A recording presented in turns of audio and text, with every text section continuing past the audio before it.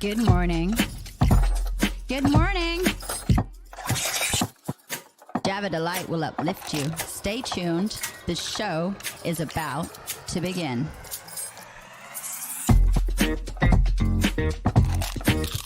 Grab your coffee. Stay tuned. This show is about to begin.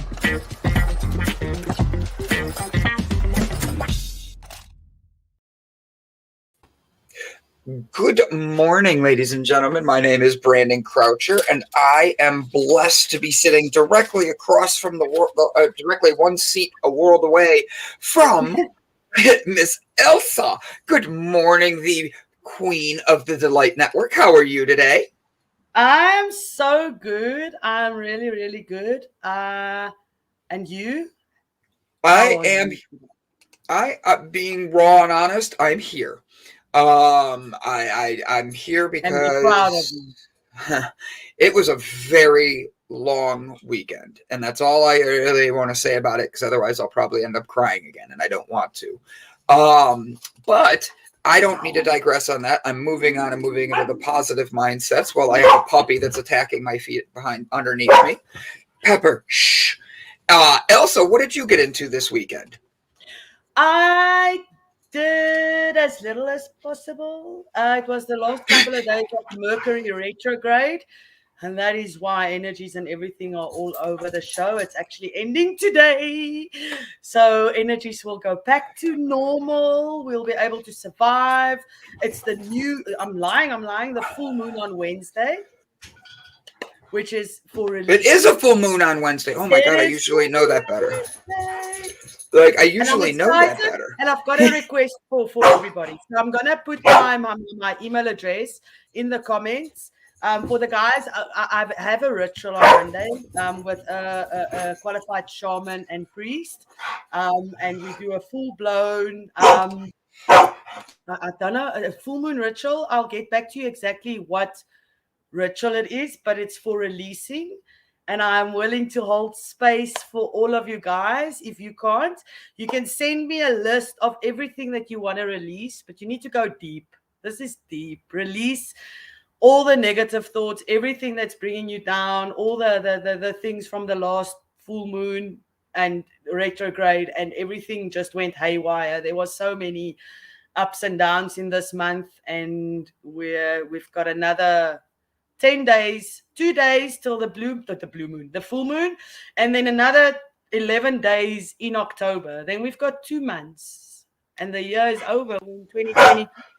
Can you believe it? I'm trying to mute myself, but it's barking. It's a barking good morning back here. So they're actually playing, which is funny because like the big dog's wrestling the little dog. I normally flip my camera around just to show you guys, but it's like the polar opposite side of this big dresser that I use. It's kind of cute because they look like the exact same dog. So it looks like mini-me wrestling a bigger version of itself. It cracks me up because these two are just knuckleheads, and they've been so good and so quiet all morning. People came by. They were doing things at the neighbor's yard. A UPS truck backed up the drive, and I had them not barking at all. The minute I hit go live, they decided, yes, it's finally time to be loud with Uncle B. And yeah. So good morning, and I am grateful to be here this morning. And Ilse, you're right. There is a full moon on Wednesday, and Mercury is coming out of retrograde. Oh, why that yawn came up fast. Oh, excuse me. That yawn came up real fast. They want your attention. They do want my attention, and I was giving it to them, and then because I'm not giving it to them right now, they're actually wrestling on my bed. That's even the better part of everything. Like, they're just like full on beating each other up. Kevin says good morning. He says, hey, Ilse and Brandon. I don't even notice the dog's barking. I'm so used to it. And then let's go to the top. We have Brian Tracy this morning. Good morning, my friend. Thank you for joining us, buddy. I hope you had a great weekend. I was waiting to get a text message about the 800 million push-ups I'm going to have to do because my team... I don't even remember the final score because I wanted to block it out of my mind so bad. It was bad.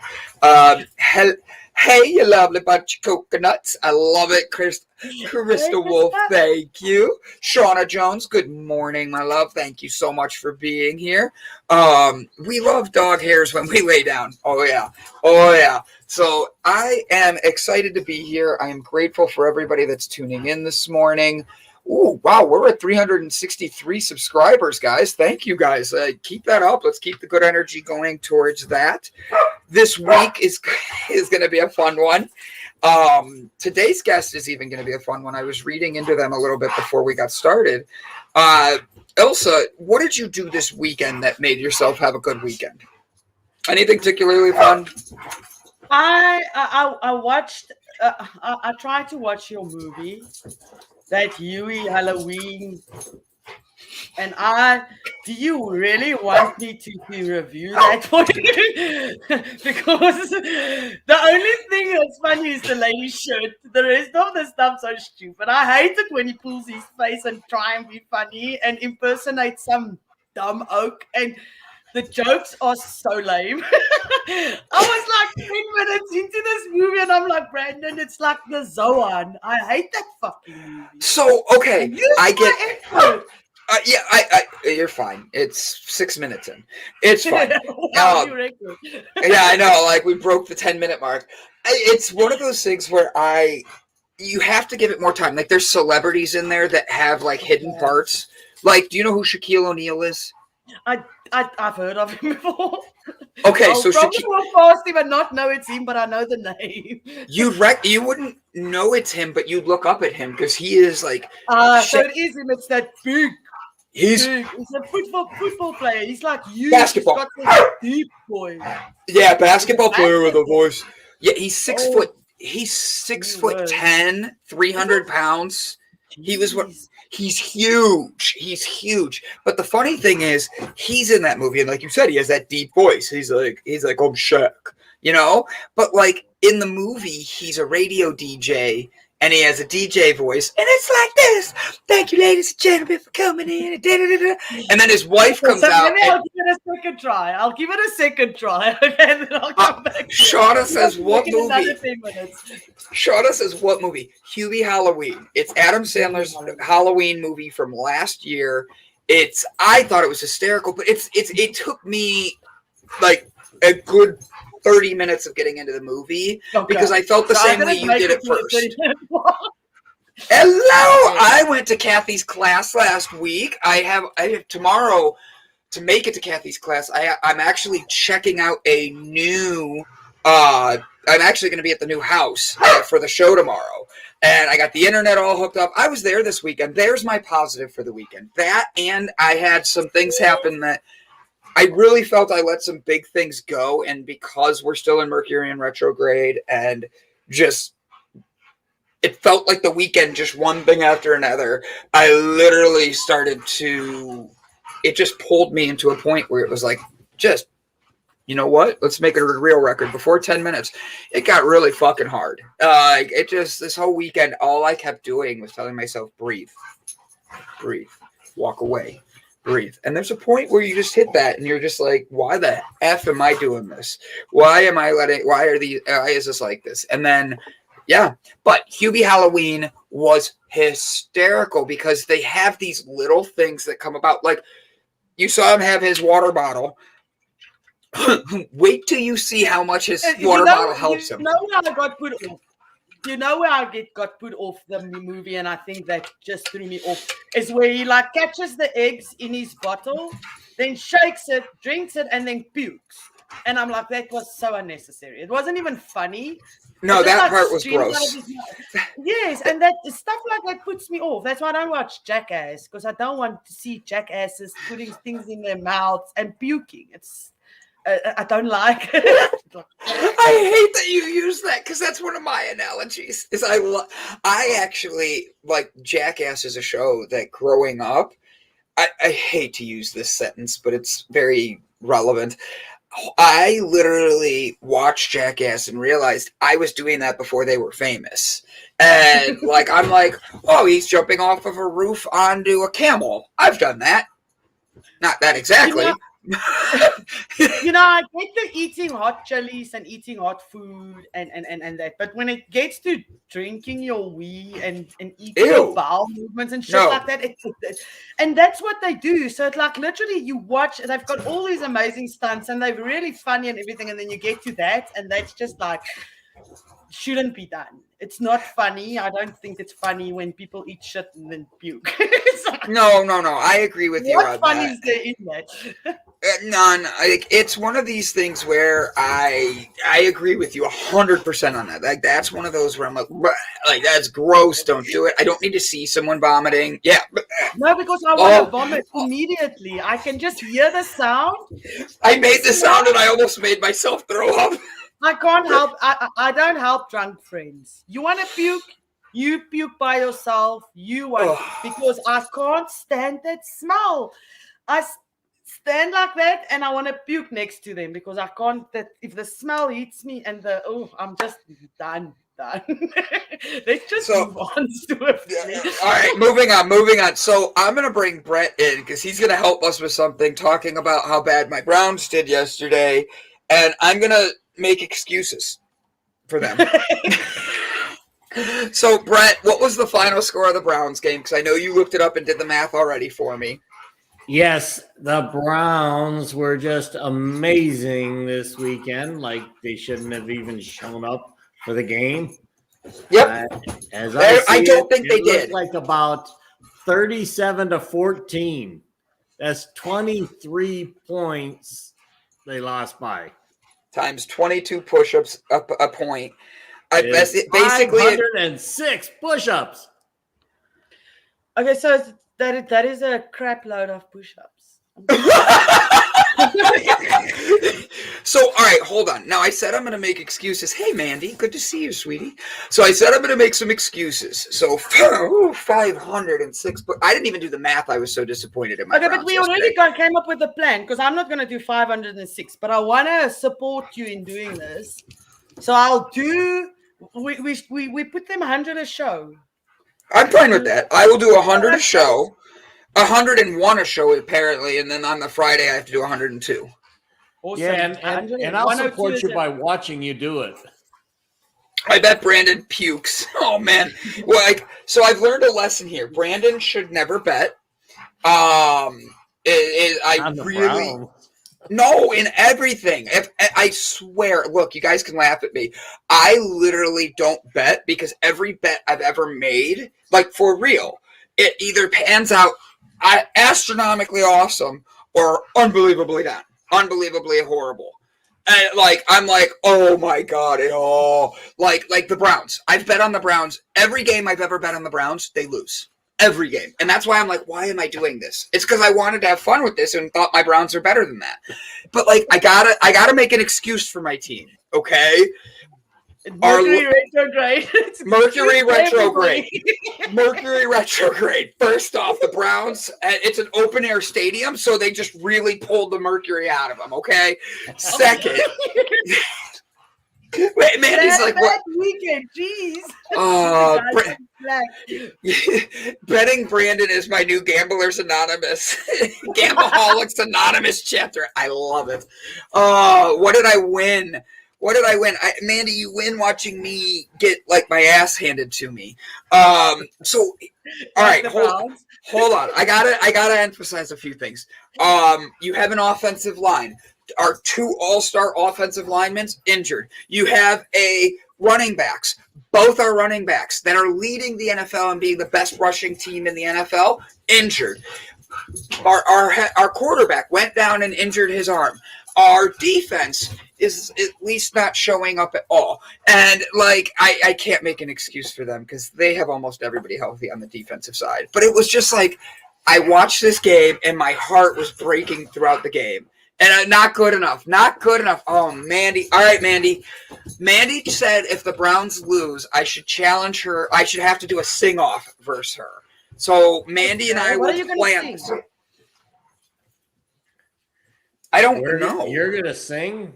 I apparently, because that's what she asked me for. Is that okay, Mandy? Give me a thumbs up or a middle finger if that's okay. All right, not a thumbs down. It's a thumbs up or a middle finger. Okay, pick it. And Middle CK, finger's also good yes. morning. Wait, what? That's also a yes? Also, yes. Okay. I was gonna look for my earplugs. So, Can someone please help me to know if my team won or not, because I do not know anything about football. I think Pittsburgh won. That's why I don't check the scores. Pittsburgh won, and now the Browns and Pittsburgh are tied. They have the same record, 3-3. Okay, I'm just checking because these scores, I'm just scared that I read it wrong and get all excited here for nothing. Don't worry, my winning streak will run out soon. This also doesn't last for me. I've lost many a bets like this, being too cocky and then in the end just losing everything. Oh my God. Like that. Like, I thought she was just dabbing. You know, I think it's one of those emojis that don't come through as a picture. I do too. The Browns played a tough team. There were a lot of unnecessary penalties, and actually, I hate to use that as an excuse, but really it was. There was honestly the momentum of the game early was, look, they came out, Arizona got a touchdown, Browns got the ball back, and they drove down the field, and then they got stuck inside by their end zone, and they didn't score, and they decided to go for it instead of actually kicking a field goal. They didn't score. And then the next drive for Arizona, 44 yards were penalties that the refs were giving them, and even the announcers were like, that's not a good call. What are they doing there? Like, that what shouldn't have been pass interference. And then there was one where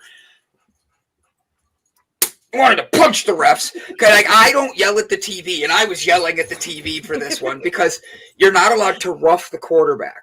Well, their quarterback throws the ball, he's running out of bounds, and he's already falling, and he throws the ball off balance, and as he's on his way to the ground, the Browns player who was reaching for him, like, is pulling his hands back, but still touches him a little bit, like, whoa, like, trying not to fall on him. They threw a penalty flag, and it was third down. They wouldn't have got the first down. So the 44 yards they got were all on third or fourth down conversions, all in penalties. It was like the refs just walked them down the field. So enough about sports. I know a lot of people hate it. But Arizona high school team they were playing.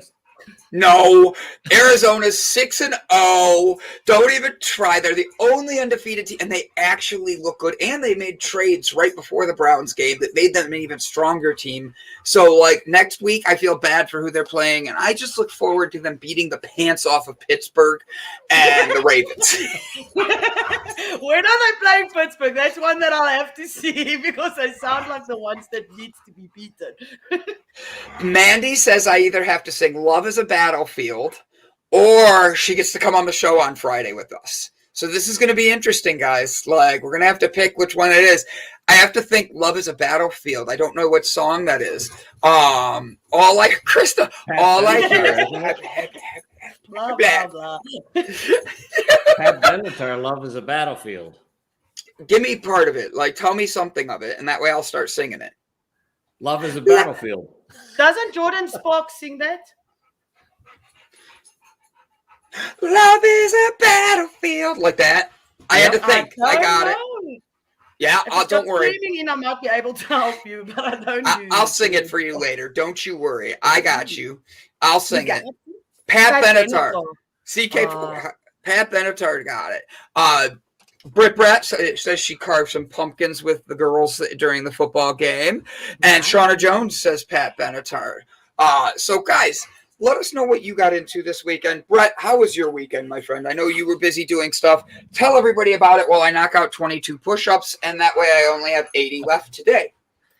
Hey, I'm prepping to get out of Las Vegas, and to do that, I had to do some work around this house that I've been living in. That's my friend's house that been renting, so I didn't have to live with my parents and my brother and my brother's girlfriend and their 2 dogs.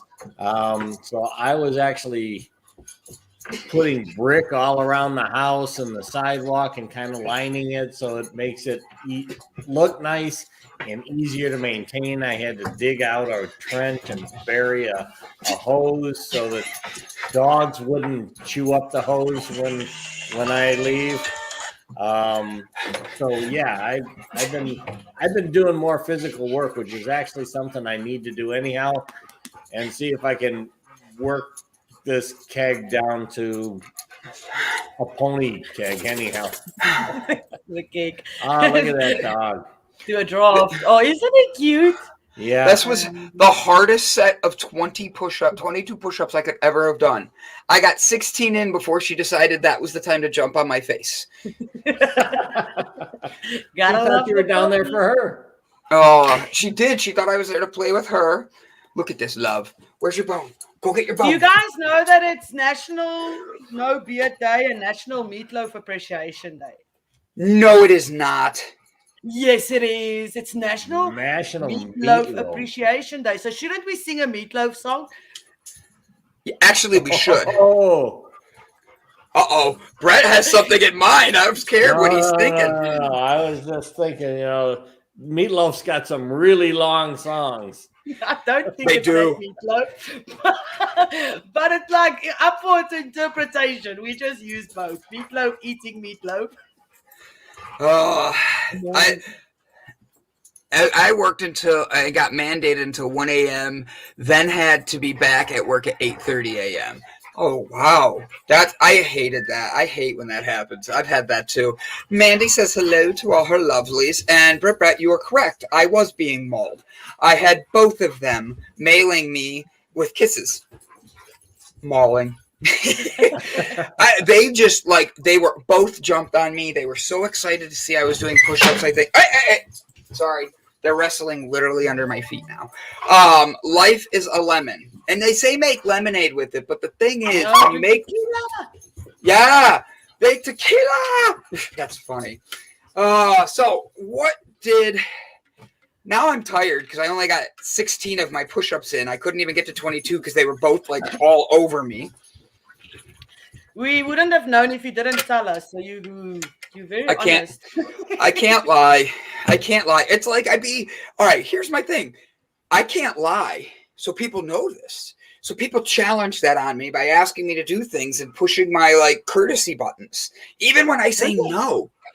Doesn't that piss you off? Have you ever said no to something and then the person makes you feel guilty and gives you a guilt trip for it?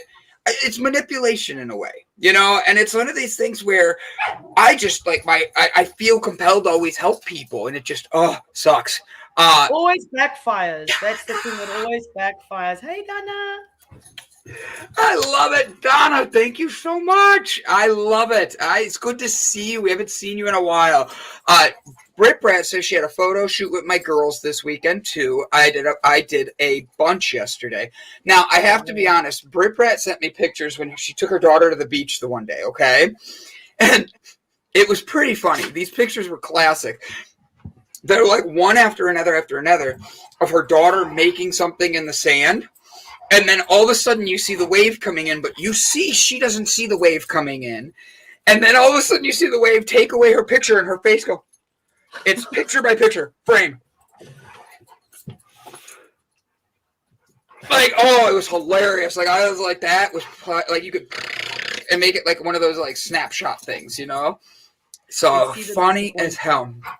But it's a Meatloaf song. Life is a lemon, and I want my money back. I want my money back? I don't know that song. Me neither. Life is a lemon, and I want my money back. That's all I got. Something Meatloaf will sing. Right? I kind of just want to put the camera on the ground because the two of them are not leaving my feet, and this is going to be an interesting show. I was going to lock them both up in a crate, but then they'd be howling because they could hear me. You guys are awesome. My new job was great. Kevin, I'm glad to hear that, buddy. I'm glad to hear it. So, guys, this has been we got a lot planned today. Ilse, our guest today, has been in many different facets, a lot of places. He's Noah St. John. He's got the Millionaire Habits. Is known as the Millionaire Habit Coach, the mental health coach to the stars, and the father of Affirmations and founder of the Success Clinic. Noah leads a global peak performance and business growth company from his home, and ready for this, the one and only Northeast Ohio. That's where I live. It's yeah. He's working with celebrities, 8-figure company CEOs, professional athletes, top executive entrepreneurs. Noah's coaching clients have added more than $2.7 billion in sales by following his legendary methods. Noah is the only author in history to have works published by HarperCollins, Hay House, Simon & Schuster, Mindvalley, Nightingale-Conant, and Chicken Soup for the Soul publishers. So that's a lot. And I have to be honest, that is a lot. And that is very accredited. So I'm intrigued by this interview. I am very intrigued by this interview. Not just being a business person, but being someone that, and I didn't even read his whole bio. I just read the first half of it. Like, that's how deep his bio goes. But the truth is, I want to ask him questions. The Chicken Soup for the Soul has been one that I have loved my whole life. Do you know Chicken Soup for the Soul? I don't, but it sounds like an interesting read. I wrote a poem that was this close to being published in Chicken Soup for the Soul, and it was the teenage one. I was in high school. We all had to write poems, and my teacher actually submitted it. She was very proud of what I wrote, and she was like, I think this could get in there. And I got an email saying that there might be, they'll let us know soon, I should say a letter in the mail, because we didn't have email back then like that. And next thing I know is the book came out, and I didn't get picked, but I did get an honorary thing saying like they really enjoyed it and thank you for sending it in. But Chicken Soup for the Soul, well, that's the thing, is it's all these different writings, and it's a book that focuses on like the positives. One of my favorite poems in history is Paintbrush. And the poem, you know what? I'm going to read it to you. Yes, please. Read me some poetry. Read us some poetry. All right. So when I say Chicken Soup for the Soul, this is one of my favorite ones. And save. Thank you. It's telling me it's going to pop cookies up. Thank you. I like cookies.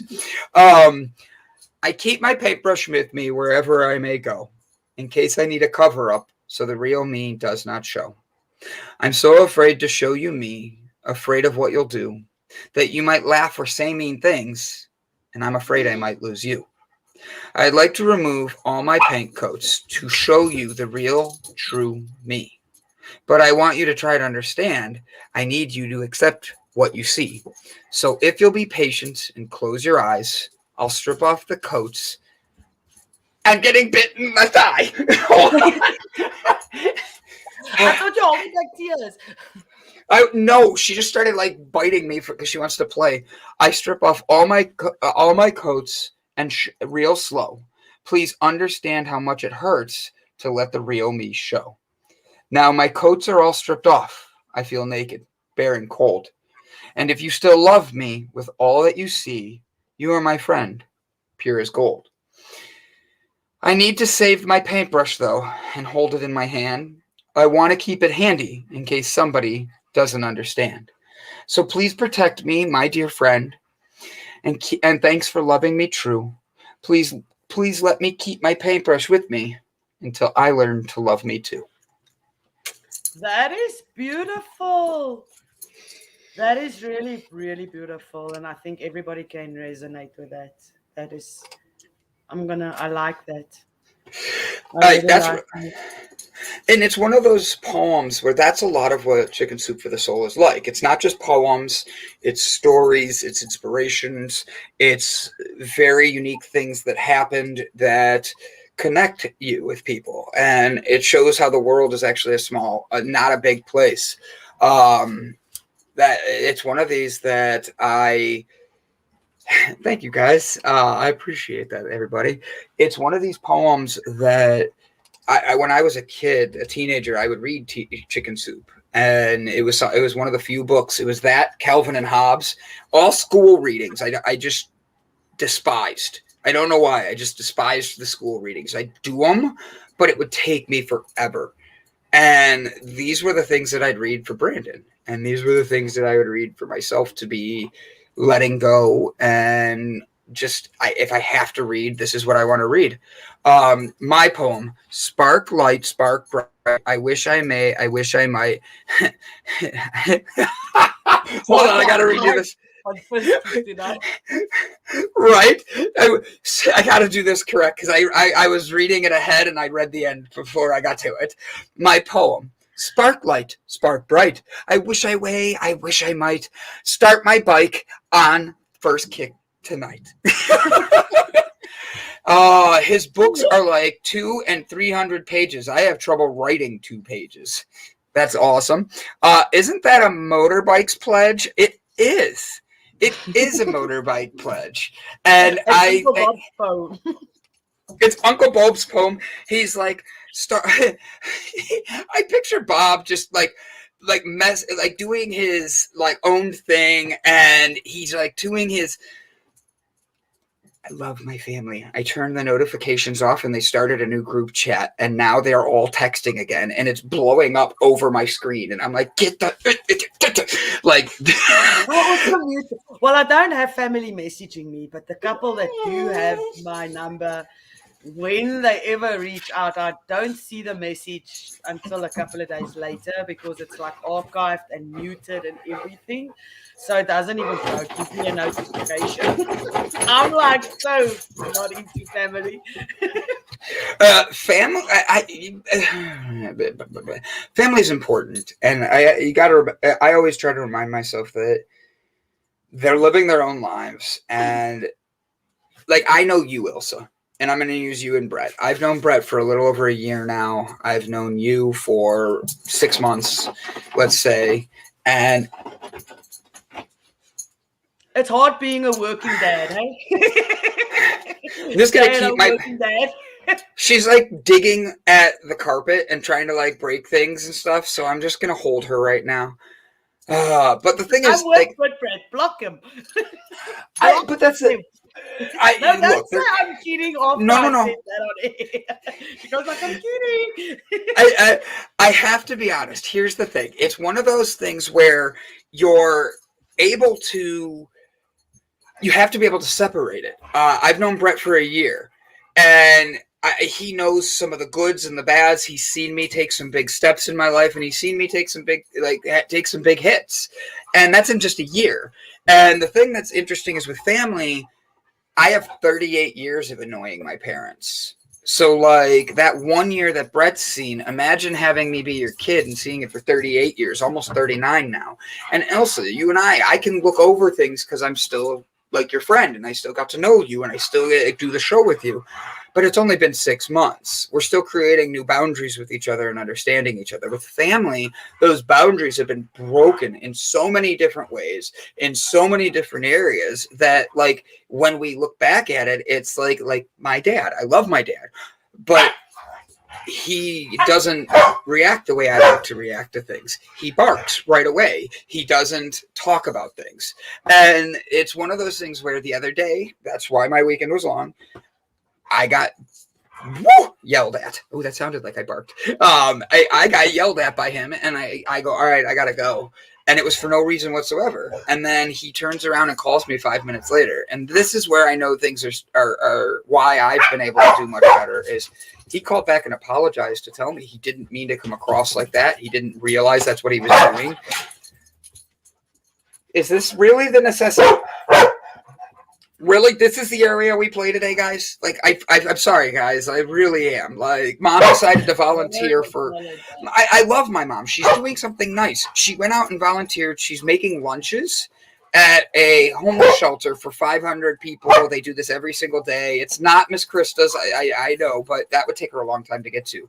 Like, it's one of these things where I just laugh because of the fact, like, my family means well, but this is the type of things that they don't realize that they like just throw the dog in another room and Brandon will take care of it. Being in close family. Thank you, Dad. Thank you. I literally just complimented you too. No, I got a big pea steak On my carpet. Just put her in the crate. Like, I'm back. I'm sorry. My dad came in to take the dogs for me because he hears them barking and knows I'm on air. You know what? My family. And he's got appointments. I grew up in a family that wasn't very, aunties and uncles visiting each other the whole time. I've never grown up like that. I think when you're in a close-knit family and you need to set boundaries, then it gets difficult. When you're a child that lives in your own home, where you can put your own boundaries, it makes a difference in the way that you react with people and relationships that you have with people. But for me, that part of my life was very, very toxic, and I couldn't even have it in my life for a little bit. And you need to know that about yourself. There's levels. My family thinks I have to go to them to talk this out, and I don't believe that is it's for me to go there, because I did not start the trouble. So I won't be able to just go there and lie down again and say, oh, it's okay. A sorry will work for what you did, because sometimes a sorry doesn't fix actions. Mm-hmm. But change behavior does. And hats off to your dad, because it's not easy to apologize.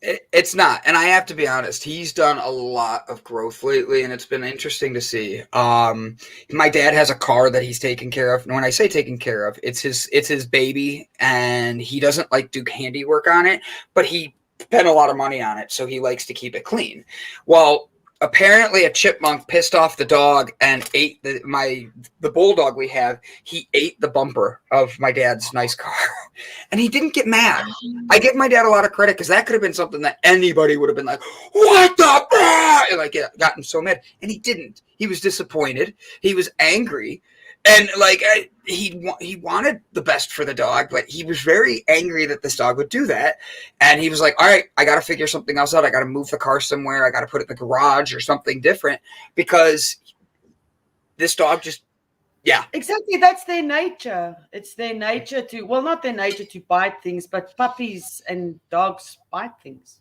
It's part of having, it's like kids, they break shit.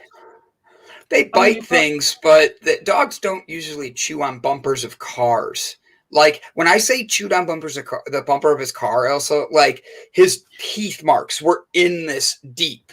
And it's like, what the fuck were you doing? I mean, what the fuck were you doing?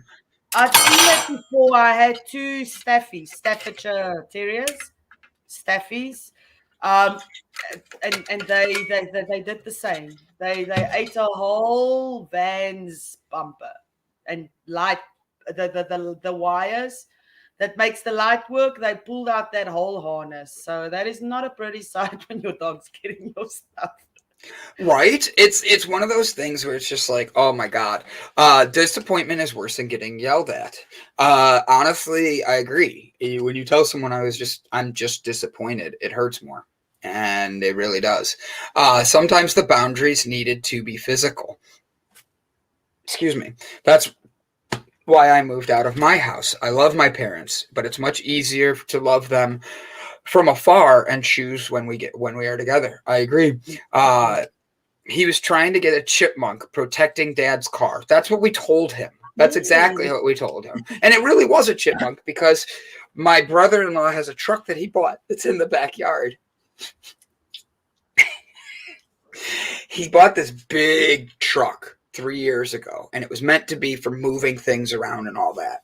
Well, he parked it in the backyard, and when he was backing it up, the transmission fell out of the truck. For real. It was an older truck. He knew it needed some repairs. Well, it's been sitting there now for Yeah, it's been sitting there now for almost 3.5 years, and the wiring is all eaten on the inside.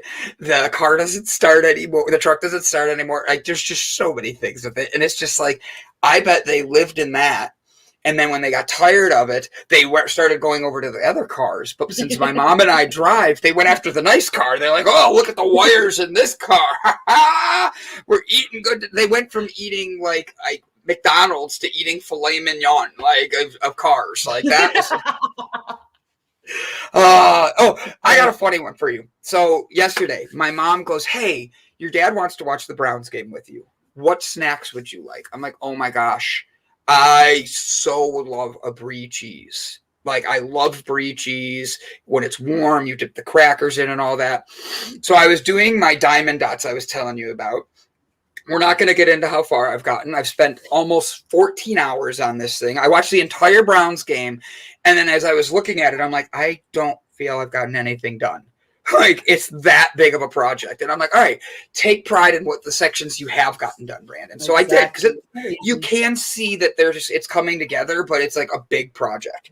So I'm sitting there and I'm like, all right, I'll be right there. My mom goes, I just finished the brie. And she sets it down and she's all excited, puts it right between her and my dad. She brought veggies out with ranch dip. And she was just, it was so sweet of her, right? So 20 minutes later, I stand up. I go to get a piece of brie and take a cracker. I open it up and I go to look and I'm like, where's the brie?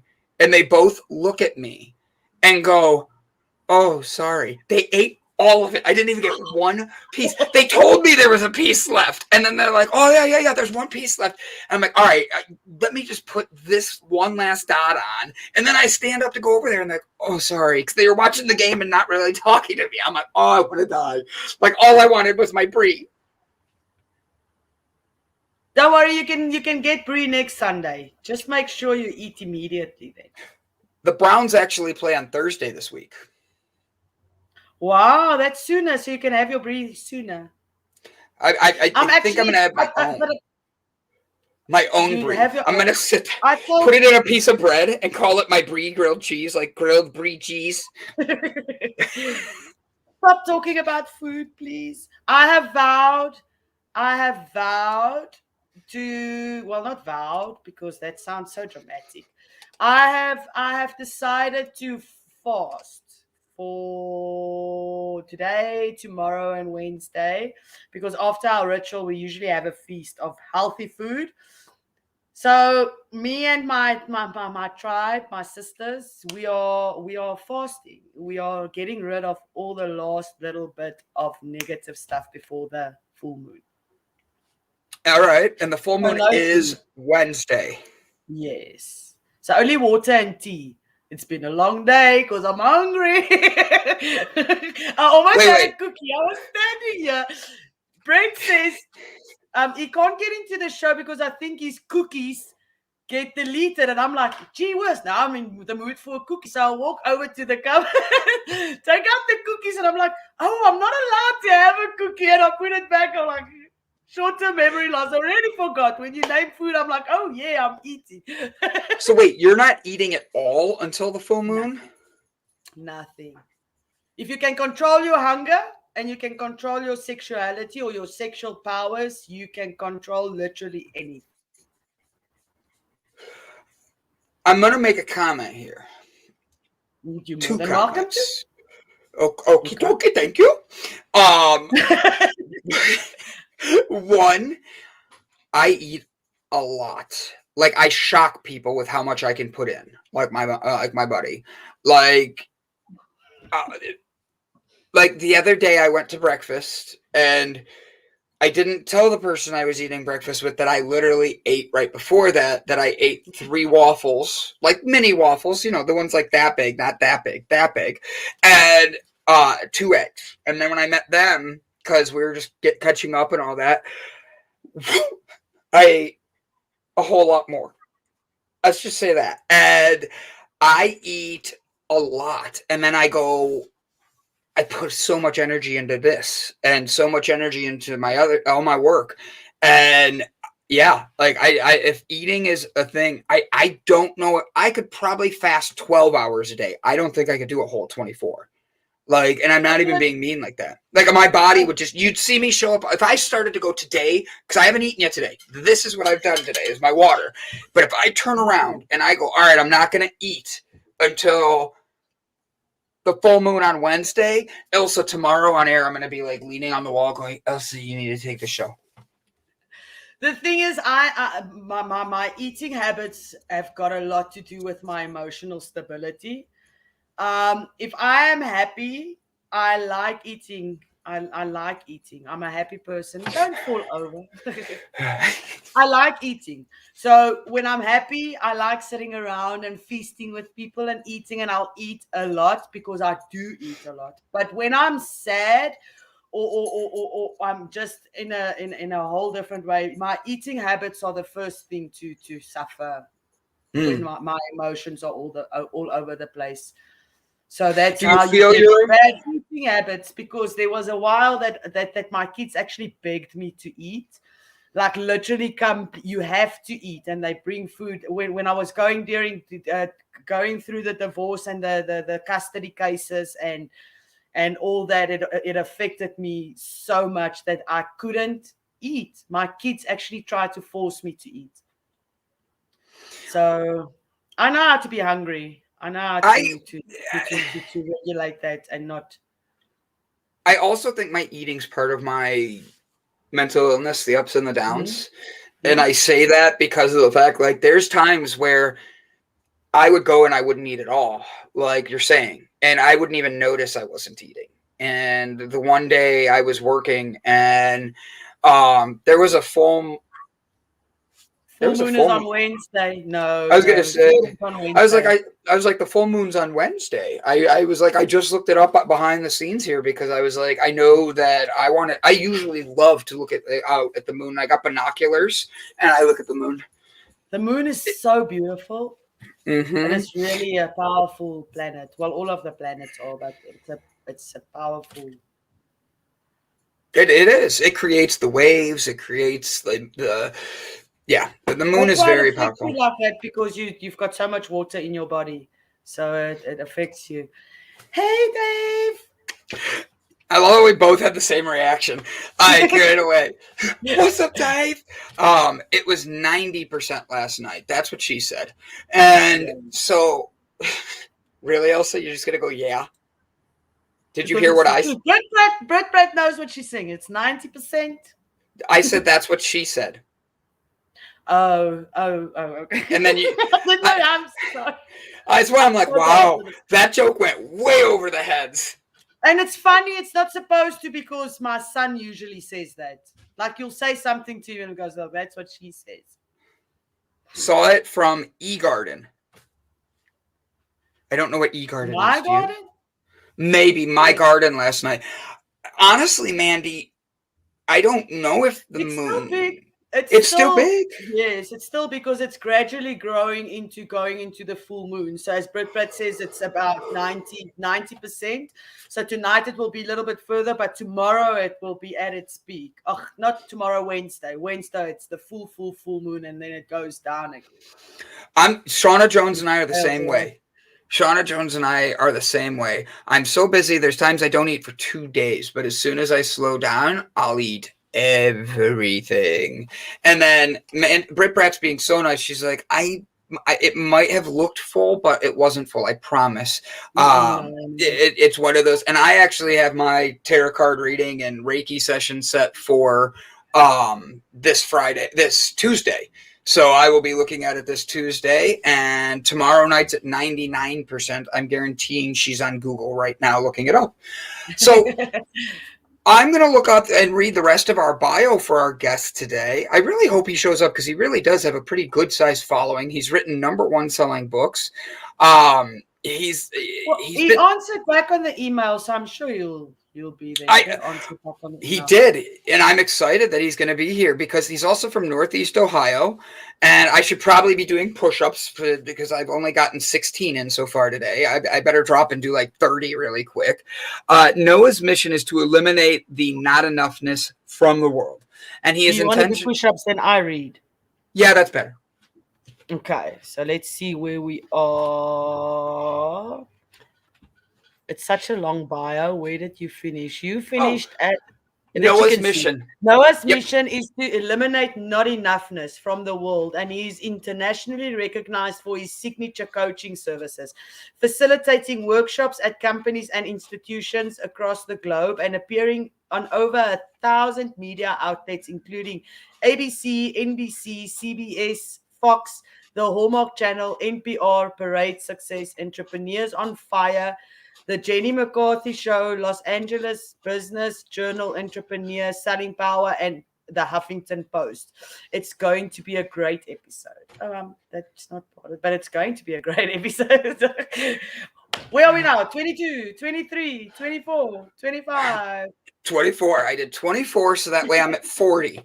I'm at 40 push-ups so far for the day, and I'm lightheaded now. I tried to knock them out fast because I saw how big the paragraph was. I was like, whew. So, There we go. What plans do you have for the day? What miracles are you awaiting on? Because a lot of things happen. It's the 18th I almost said the 18th of December. It's the 18th of October. I turned 40 in 2 months.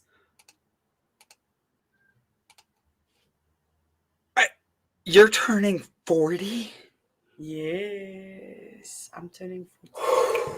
Naughty 40s! I'm excited to turn 40. I have worked hard for this moment. Last year, I put a picture on Facebook with my six-pack that I worked to get without going to the gym and doing something every day. And I've maintained that. So I will be doing a photo shoot for my I almost said my 50th, my 40th. Really? Yes. A gift to myself from myself. I love it. I love all of that. You guys are invited to my virtual party because I don't have friends, but we'll have to do something. Do you, and this is me asking a random question, do you do Thanksgiving? I do with my kids. It's not a South African thing, but we actually started. We went through all this, and I think the year before we did it at my apartment where I lived, and then last year we did it as well. My kids came, we cooked food, and we just went around the table because it's not a tradition; it's like a tradition. I have no traditions, so I actually set a tradition with my kids and make sure that they're with me because I'm not big on Christmas and those kind of things. So Thanksgiving was just I like giving thanks, so. We do, yes. And we've got Black Friday as well, and I do not go close to the shops. I don't even go to the shops on a normal Friday.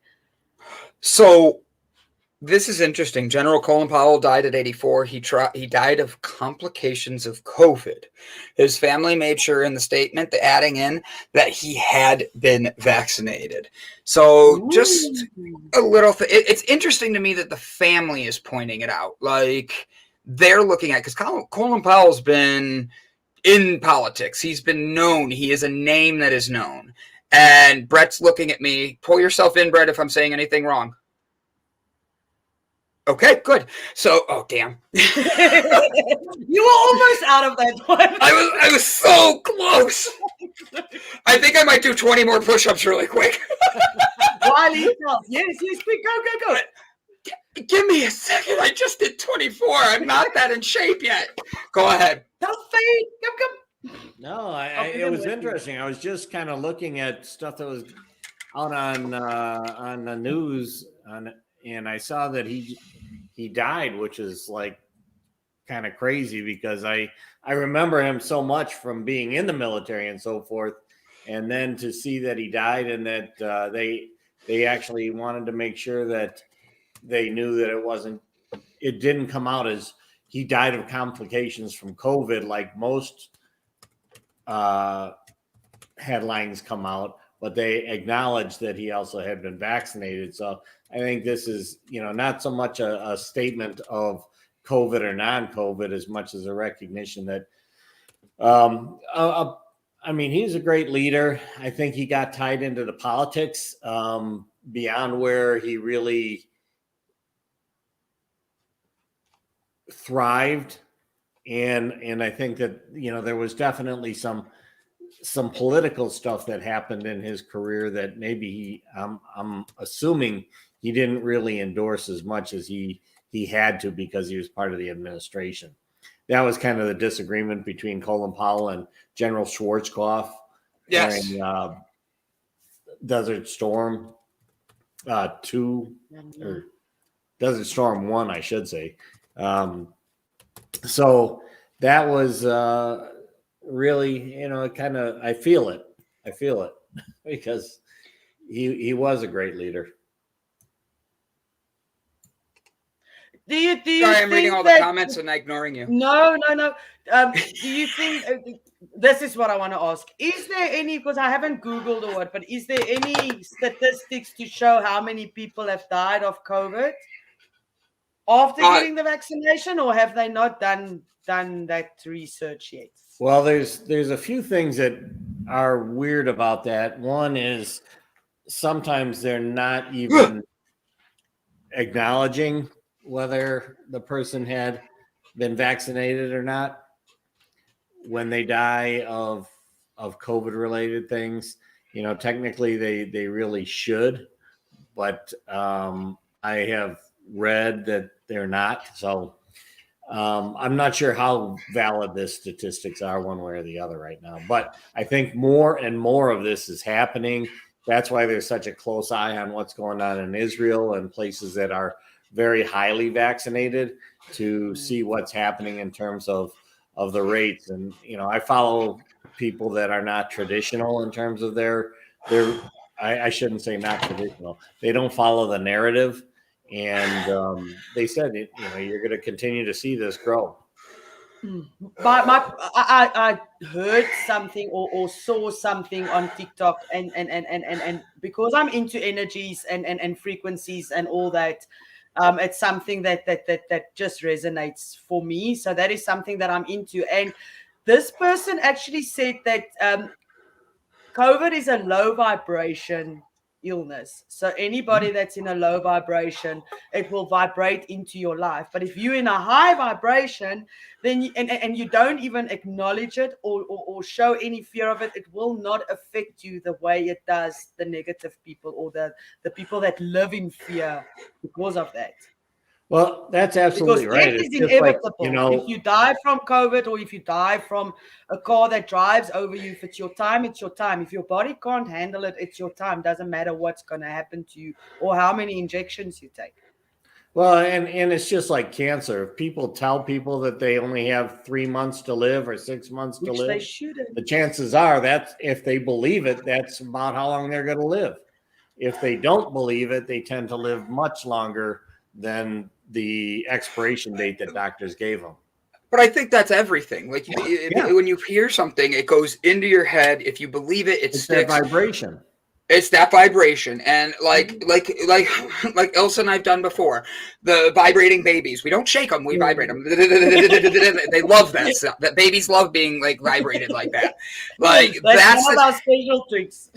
Right? Like childlike faith. I wish somebody would do that to me. Like just once pick me up as a 200-pound man and be like, "Hey, Brent, Shaq could do that to me," and I'd be in heaven. Just thinking the exact same thing. He picks me up. I'm gonna be like a big baby if Shaq picks me up and vibrates me. He'd be like, "We're gonna get you on the right vibrations, Mr. Croucher." Oh, that's funny. Well, Brett, I thank you for pulling that in for us. I did not know that. You brought us some news today.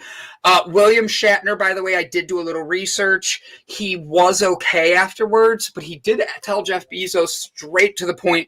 He goes, "I want you to know, I hope I never lose the feeling I'm feeling right now." Like it meant that much to him. So I wanted to share that, you know? Can I ask a question? Nope, let's go to our sponsor. Just out of curiosity, do you think that they had to get the vaccination before they went into space? I have no idea, and personally, it's not my place to know, so I'm going to let that one be curious. I was curious to know. It's a good question. I think Noah's in the back. He raised his hand, I think. I think he knows the answer to it. Hey, Noah, thank you for joining us. He's shaking his head no. He's saying hello. He don't get into stuff I don't know about. Shauna Jones says she got vaccinated and had no symptoms. And look, there's a lot going on with that, but we're avoiding that conversation lately because it seems to be a trigger for people in both directions. So instead of letting it be a trigger, every time you start to feel triggered, no. Every time, well, yes, that too. But every time you start to feel triggered, just close your eyes, picture Shaquille O'Neal picking you up and bringing you back to who you're supposed to be. Guys, we'll be right back with Noah. I keep wanting to call him Dr. Noah too. I don't know why, but that's going through my head.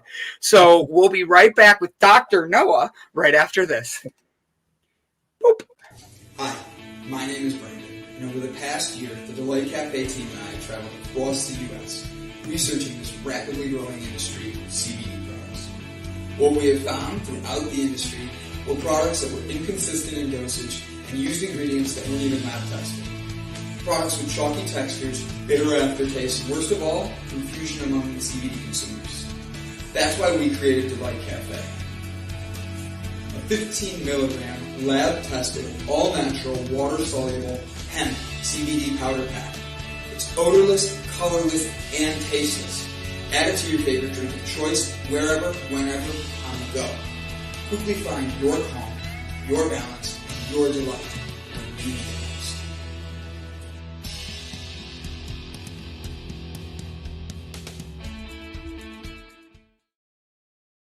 And we're back with Dr. Noah. Oops, wrong button. Let's put Dr. Noah right there. Noah, how are you today, sir? I'm great. How are you all? Wonderful. Oh, go ahead, Ilse. I'm sorry. I interrupted you saying it. I'm good, and I just want to say I love your shirt. Yes. Green, baby. That's it. Yes, we're excited. Now, I have to ask because I don't want to be fooled in the background. Is that actually your background, or is that a green screen? That is all. This is an actual background. These are my books that I've written here. These are some of my books in 18 different languages that I published. These are some books that I've helped my clients publish. So I published 15 books so far. And I'm the only author who's been published by Hay House, HarperCollins, Simon & Schuster, Mindvalley, Nightingale-Conant, and the Chicken Soup for the Soul publisher. No other author on this planet or in history has ever done that. So yeah, it's a real background, no green screen here. I read your bio earlier than we usually do, and I had to pull in the part about the chicken soup. And Ilse's in South Africa, and she didn't know what Chicken Soup for the Soul was. And I was like, oh, hold on, let me read you a poem. And I read her one of my favorite poems from Chicken Soup. And the audience liked it and all that too. But which one of these publications was the most honorable? I mean, they're all high up there. But, like, which one did you, when you got that note that that letter, that email, whatever it may be, saying you were going to be published in theirs, which one was the one that made you feel like, holy hell, yes, and like you had to celebrate? Well, of course, they're all exciting. I mean, when you get a book deal, it's very exciting as an author. I wanted to be a writer since I was a little kid, since I was about 5 years old. I wanted to be a writer and an author. And so when I got my first publishing deal from the Chicken Soup publisher in 1998, I, was, of course, over the moon, so excited. Jack Canfield, who you see our picture right there, he actually wrote the foreword for one of my books, holding the book called The Secret Code of Success. But he's the person that actually discovered me back in 1998 and recommended me to the Chicken Soup people. So that was awesome. And then when I got my six-figure book deal from HarperCollins, and the first figure was not a one, by the way. That was in 2008. So 10 years later, I actually got my biggest book deal, again, a six-figure book deal from HarperCollins. So, and then when I got my book deal from Hay House here, which is my Book of Afformations, that I had a dream for many, many years to be a Hay House author. So literally, I basically just checked every box that an author could check. And it's really been amazing. That is That is so amazing. You said you were talking about your book Afformations. Why Afformations and not affirmations? Because I'm familiar with Yes, absolutely. So, So here's that book of, as you can see a little clearer, the book of Afformations, not affirmations. Okay, so the word is Afformations. This is the word that I invented. In fact, you can go to afformations.com right there, afformations.com, and all you have to remember is put an O there instead of an I. So if anybody here who's ever read a self-help book, you know that in every self-help book ever published, they say use affirmations, right? What's an affirmation? It's a statement of something you want to be true. So like when I'm doing keynote speeches for my clients, when I'm doing virtual trainings or private workshops for my clients all around the world, one of the things I like to do is have everybody say these affirmations. In fact, I like to play a little game. I say, all right, everybody, we're gonna do what all the gurus told us to do, right? All the gurus said you'd use these affirmations, right? So everybody say, I am rich. And everybody goes, I am rich. You know what happens next? Everybody starts laughing. And I go, what are you laughing at? And they go, well, I'm not rich. And I say, but you just said you were. And they go, yeah, but I don't believe it. See, now that's the problem, isn't it? With the old way of affirmations, all the gurus say the same thing. You just say these statements and eventually you'll believe it. But for millions of us, that didn't work at all. So in 1997, I was actually in the shower. I call it the shower that changed everything. I talk about that in my books, the shower that changed everything. And I realized that we have been taught something that's not right. And that is that if you want to change your life, you change your statements. Now, for some people that worked, but for millions of us, it didn't work at all. So I realized why, because the human mind responds automatically to questions. For example, if I were to ask you, why is the sky blue? What does your brain do? It immediately starts to search for the answer, right? So I said, why are we going around making statements that we don't believe when the human mind responds automatically to something even more powerful, the power of questions? And so instead of saying something like, I am rich, to which your brain goes, yeah, right. What I invented was this process or this methodology, this method of affirmations in which you would say, why am I so rich? Now, when you ask that question, what immediately starts to happen in your brain? You start to search for the answer, right? So what I'm teaching, and one of the reasons that I've helped my clients make so much money, lose weight, find love, save their marriages, I mean, the results are just incredible, is because I'm teaching about the law of sowing and reaping. As you sow, so shall you reap. Now, this is nothing new. It's been taught for centuries, but what are we sowing? We're sowing seeds of thought. And yet, what are most people doing? Sowing lousy thought seeds. Why am I so stupid? Why am I so fat? Why isn't my business growing? Why is there more month left at the end of the money? Right? And when you ask lousy questions, what do you get? You get lousy answers. So using my affirmations method, we've helped people to, literally add 6 and 7 figures to their business, lose weight, find love. But I do want people to realize that affirmations, as powerful and life-changing as it is just the first step of what we call my rapid abundance programming method, or RAP for short. And yes, I do rap. If you go on YouTube and search Noah St. John rap, I do rap. But anyway, RAP is short for rapid abundance programming. And so that is the first stage, my affirmations method. So the point that I want to get across to everyone is, yes, affirmations right here. Again, here, affirmations.com. You can go there, check it out. But it's the first stage. So it's like the foundation of your house. If you want to buy a new house, right, you don't drive around the neighborhood and go, wow, look at all those nice foundations. You go, wow, look at the nice houses, right? But if you don't have the foundation, you can't build your house. So it's the foundation, and then there's more, but that's really the whole process of affirmations. So, Noah, have you always been the positive one? Like growing up in school, were you the one that like the class was getting homework and you're like, guys, it's okay. This just means we have school tomorrow. We're getting smarter. And like everybody wanted to beat you up, because I know that feeling. I understand. Like, I have you always been that positive? And then can you think of what was the initial one that helped you break into making sure you stayed positive? Because I say that as someone who, I'm known for being positive. My whole brand, as you saw in my commercial, is about finding your delight in life. And it's one of these things where that's a lot of challenges for a lot of people, even the individual that created it. You know what I mean? How did you find it and then keep going with it? Unless you were just born with it, and then I'm going to be like, well, that sucks. No, not at all. No, I was depressed from really age 7 on. In fact, at the age of 25, I decided to commit suicide. So I was suicidal at age 25. And so because I had been reading self-help books, so just to take you back a little bit, I grew up poor in a rich neighborhood. And I know that's a total cliche, but it's totally true. I grew up in a little town called Kennebunkport, Maine, which happens to be one of the wealthiest communities in New England. But my family was dirt poor. And I mean that literally, because we lived at the bottom of a dirt road in a drafty, unfinished house that my parents ended up losing to foreclosure. So from a very young age, I was painfully exposed to the gap, the chasm between the haves and the have-nots. The haves was everyone else in the community. The have-nots was my family. So you hear these speakers get on stage all the time, right? And they say, well, we were poor, but we were happy. We didn't know we were poor. Well, in my family, we freaking knew we were poor because my mother, bless her heart, reminded us every day that we were poor and miserable. So no, it wasn't happy. It sucked. And so from a very young age, I hated that life of poverty and fear and lack and not enoughness. That's what I grew up with in my family. But I saw that right down the street, there's great wealth and abundance. So I said, how the heck do I get from here to there? And so I didn't know what else to do. So being the nerdiest nerd in the industry, that's what they call me. They call me the Sheldon Cooper of self-help because I'm such a nerd. And that's why I have all these books back here because I'm the nerdiest nerd. But anyway, I mean, I've always been this way. So I just did the only thing that a nerd would do, which is go to the library. I just spent all my time in the library reading books on self-help, Dale Carnegie, Napoleon Hill, all the classics. And yet I just couldn't seem to get ahead. So at the age of 25, I did. I decided to commit suicide. Again, I tell that story in my books and so on. But my point is that I didn't know why I was here on the earth. So I went on a spiritual journey to find, why am I here? My life was spared. I didn't know why.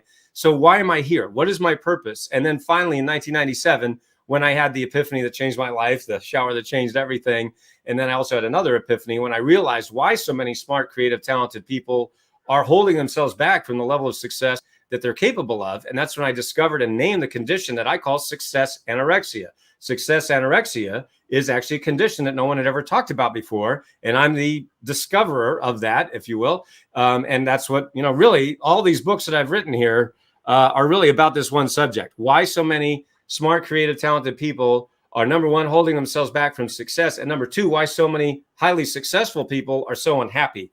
And so that's really why not only have I helped so many people make so much money, but I've also helped people who are successful to, literally find their purpose, become happy, have that, instead of being rich and miserable, become rich and happy. And I know that sounds kind of weird to some people. It's like, well, how could you be rich and miserable? Believe me, there's a lot of them. So anyway, my point is, to answer your question, no, I've not always been this way. But now that I literally found the answer, the key that really unlocked that secret that I was looking for all those years ago. It obviously wasn't willpower, because you say willpower is the worst way to change a habit. Why do you say that? Yes, well, willpower, numerous scientific studies have shown that willpower is a very limited resource. Now, I'm not saying it doesn't work. I'm just saying it doesn't work over the long term. Now, let me give you an example. So let's say you're in your house right now, for everyone watching and listening to this program. So let's say you're in your home, right? And you're in your kitchen, right? And somebody comes in and they bake a plate of chocolate chip cookies, and they just came out of the oven. You can smell the chocolate chip cookies. You can, the smell is wafting there. You walk by them. They look delicious. And then they say to you, all right, now don't have a chocolate chip cookie. Whatever you do, don't eat one of those. Now don't eat a cookie. Don't eat a cookie. Now, what are you going to do? As soon as they leave the room, you're going to eat a cookie and you'll probably eat 10 of them, right? I mean, that's what we're going to do. I mean, because that's human nature, isn't it? So literally, we humans don't like to be told that we can't do something. This is why most diets fail, just as an example, because they're literally telling you, don't eat that, don't eat that, don't eat that. And you're like, I want that, right?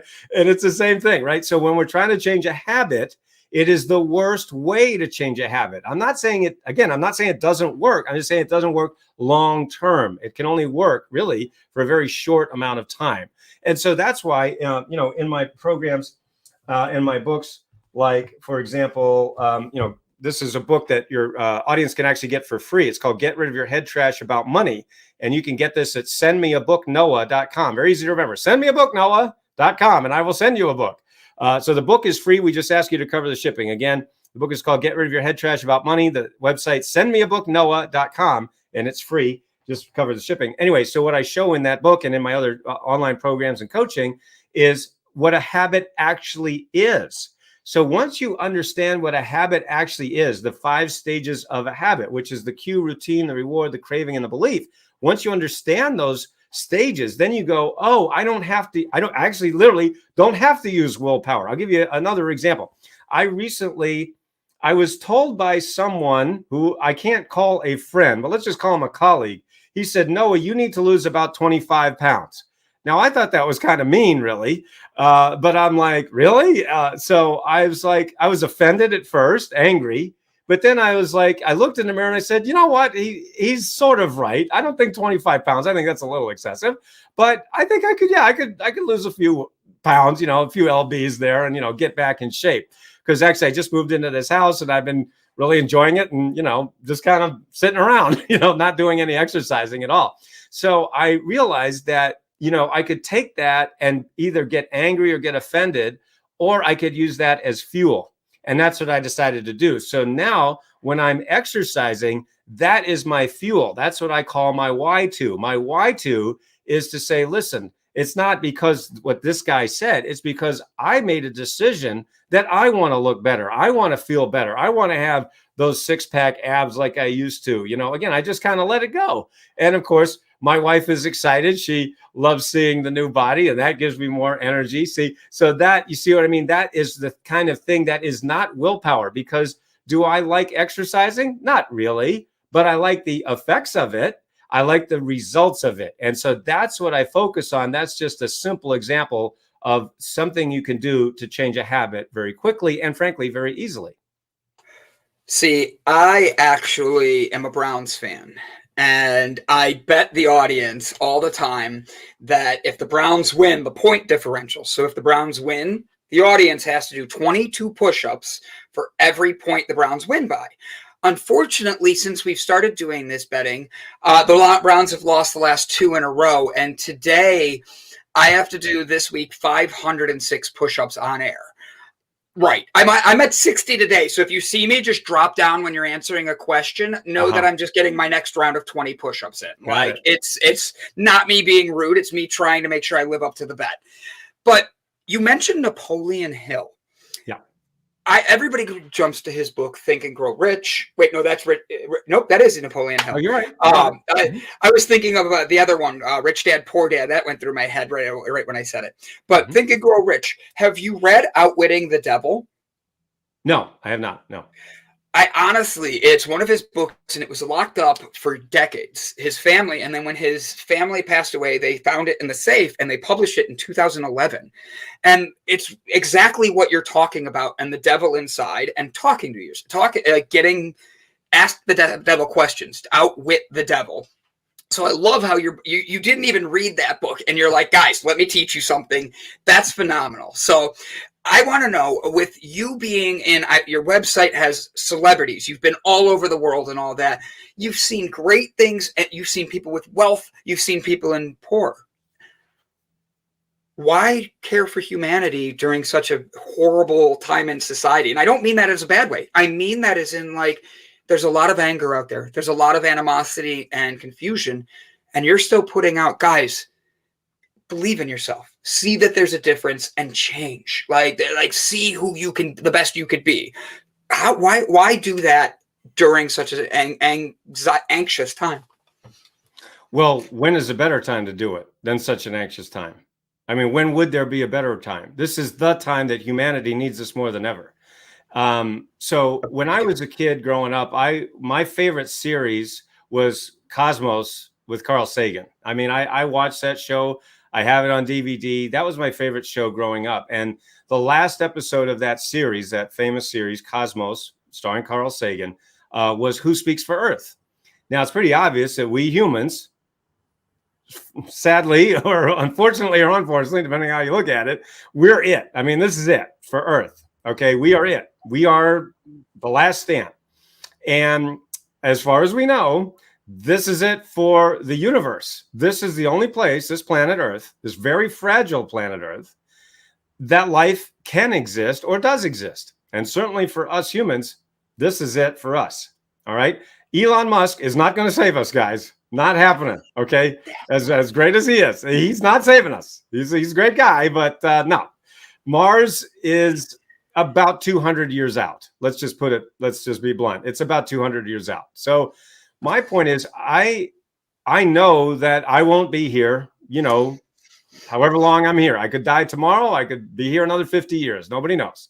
But for the time that I'm here on earth, my mission, my job, my why to is to spread positivity, love, how to change your life using my rapid abundance programming formula. Now, that's my thing. It's not like that's the only thing, but is it a great thing? Yeah. Yes. Why do I know that? Yes. Because of the results that we've had, as you just stated. Look at all the testimonials, look at all the case studies from people like Gary Vee, Jenny McCarthy, Jack Canfield, John Assaraf, Neil Donald Walsh, Joe Vitale. I mean, everybody in The Secret times 100. All right. So times 1,000. Anyway, so the point is, I know why I'm here. And so I get to do what I do every day. The life of an entrepreneur is a roller coaster, right? Just when you think you've got it figured out, you're like, yeah, this is awesome. And, and then it's like, you just don't know. Right. So, yeah. Well, thank you. Yeah, there it is.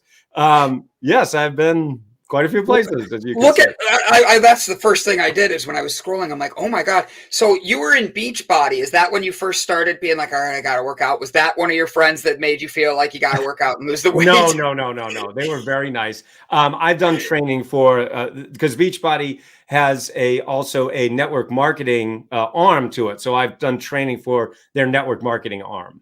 Okay. No, that wasn't that person. No, they were very nice.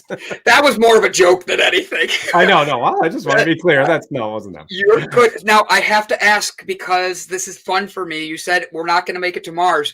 Would you go to Mars if you got offered the chance? No, I wouldn't. That's a one-way trip. You ain't coming back. And no, I just bought this 6,000 square foot mansion. So we call it Success Manor. So no, I'm going to enjoy this right here. No, I would not go to Mars. I love the name. I love the name. All right, Elsa, go ahead. Your question. I'm going to do my push-ups and get out of the... I love that you said I'm not going to Mars because it's a one-way trip. I'm also not very keen on going to Mars. Can we just not save Earth and I can stay here? I watched one of your videos, or like a snippet that they had, and I saw a sentence on there that really grabbed my eye, because it makes me think of a lot of my relationship that I had with my husband. But it says money is a big issue in most relationships. How can couples steer away from that if that is a problem that constantly comes up? Well, you can't steer away from it. You have to steer into it. It's like a skid, right? In a skid, if you steer away, you're going to just crash. You got to steer into it. And what I mean by that is the number one thing that, the number one cause of divorce in the United States is disagreements about money. That shouldn't be any surprise to anybody who's ever been in a relationship or currently in a relationship, right? And one of the reasons for that, of course, is because money, number one, is a very emotional issue. Yes, send me a book, noah.com. Thanks, Brian. Appreciate that. And so the point is that money, we have different relationships to money, and these are what I call the different money archetypes, okay, or money styles, if you want. So there's the spender, the saver, the avoider, and the monk. Spender, saver, avoider, monk. So the spender spends money, the saver saves money, the avoider avoids it, meaning like let all the bills pile up and it'll somehow magically take care of itself, which of course it doesn't. And then the monk is the type of person that just says, oh, I'm above money. Money's dirty. I don't even want to talk about it. It'll all just magically take care of itself, right? My father is a monk, which is funny. Not an actual monk. He's a money monk. And so he never even cared about money. And he's an absolute, literally a creative genius. And yet he never cared about money. Still doesn't care about today. And so the point is, what the disagreements tend to be about, Ilse, to answer your question, the disagreements tend to be because we are coming at money from our different paradigms. All right. So in other words, imagine if you have a spender who is married to a saver. Insert argument here. I mean, every time you've got money, you've got an argument. Thank God I married a saver. I'm a saver. We both hate spending money. So it's beautiful. I mean, we can't stand spending, we just save. And that means what? We've got money. Yay. So anyway, I'm just saying that's a big, big thing. So, it's not like I mean, so far, I've never seen that you can change a person. In other words, if somebody tried to make me a spender, just to give an example, no, I wouldn't do that. I'm not going to become a spender. Not that I don't enjoy spending. I love spending money. I love it. But I mean, at the end of the day, if I get $10,000 or $100,000 that comes in, I'm saving that, or I'm investing it. I'm not just going to go out and go crazy with it. So again, the point is, you've got to have those honest and sometimes painful, raw discussions that and just find some kind of agreement, which is a lot easier said than done. Sometimes you need to bring in, a coach, a mentor. Sometimes you need to bring in an objective third party, which I've done many times with my married couple clients, and you got a spender and a saver, et cetera. And, the heads are butting and and they're on the edge of divorce. And, sometimes they'll bring me in and I'm able to at least mediate, in those instances. With that being said, where are you in Northeast Ohio? I read your bio. It says you're in Northeast Ohio. Yeah, I'm 8 minutes from the Pro Football Hall of Fame. The Pro Football Hall of Fame is right down the street. So 1 week out of the year, I live in the coolest city in America because we have all the all the pros. Eli Manning was just here, and Terry Bradshaw, and all the big guys at the Hall of Fame. In fact, my wife is a massage therapist, and she's actually worked on some of the Hall of Famers, in the past. But yeah, that's. We live right here in North Canton, Ohio, home of the Pro Football Hall of Fame. I only asked because I actually live in Northeast Ohio as well. I'm up Menor, Painesville area, but I'm moving down towards the Novelty area, so going to be a lot closer to you and all that. Cool. I'm going to have to take you out to lunch one day just to get to hang out, come down to awesome. Canton. Love it. Well, when you said the Browns, I kind of guessed, so yeah. Just a hunch. I've moved out of the state 3 times, and I always end up coming back. There's something about this city. I love my city very much here. Akron Canton area is amazing. You guys have a lot of growth happening. I've done a couple events down there with the city, so love what you're doing. Love that you picked that area. It's an up and coming area. So yeah. I just had to ask because of the closeness of everything. Yeah, that's amazing. That's awesome. Oh yeah. So writing your books, you've always wanted to write a book, you said, since you were 7 years old.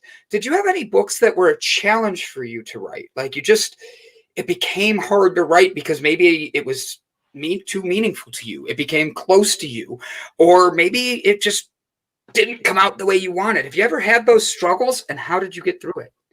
No, I've never had a struggle writing a book, but I will tell you a funny story. I had, as I told you, I wanted to be an author, but specifically as I grew older, I wanted to be a self-help author. My mentor in this world was Stephen Covey. Now, I did actually get to talk to him on the phone in 1996. Of course, he passed away in 2012, but I did get to speak to him. He's an amazing person, just an incredible man. And so my dream was to be a Hay House author and a Nightingale-Conant author, because I grew up, listening to Nightingale-Conant books, audios, which some of you younger people probably have never heard of them. But anyway, they were the name in self-help back in the day. And then Louise Hay, of course, wrote You Can Heal Your Life. So those were the two that I wanted to. Well, just as it turns out, as luck would have it, or as fate would have it, I actually got those 2 contracts back to back with Nightingale-Conant and Hay House. And I was so excited. I was literally over the moon. I checked both of those boxes. But then I realized after I came down from my, excitement, that I had to write those 2 books in 90 days. In other words, because they came back to back, they came so close, I had to write 2 books in 90 days. So I said to my wife, honey, I got to lock myself in my office for about the next 89 days. You're not going to see me, just put some food under the door, or, just send me some food sometimes. And I got to write 2 books in 90 days. Well, I did it. I was able to write 2 books in 90 days, which was kind of amazing. I don't recommend that, by the way, because it was hard. But what that proves to me is that when people say to me, no, I want to write a book, or I want to do an online program, or I want to start my business, or I want to whatever, but I don't have the time, I always say, bullshit. Of course you have time. What you don't have is focus.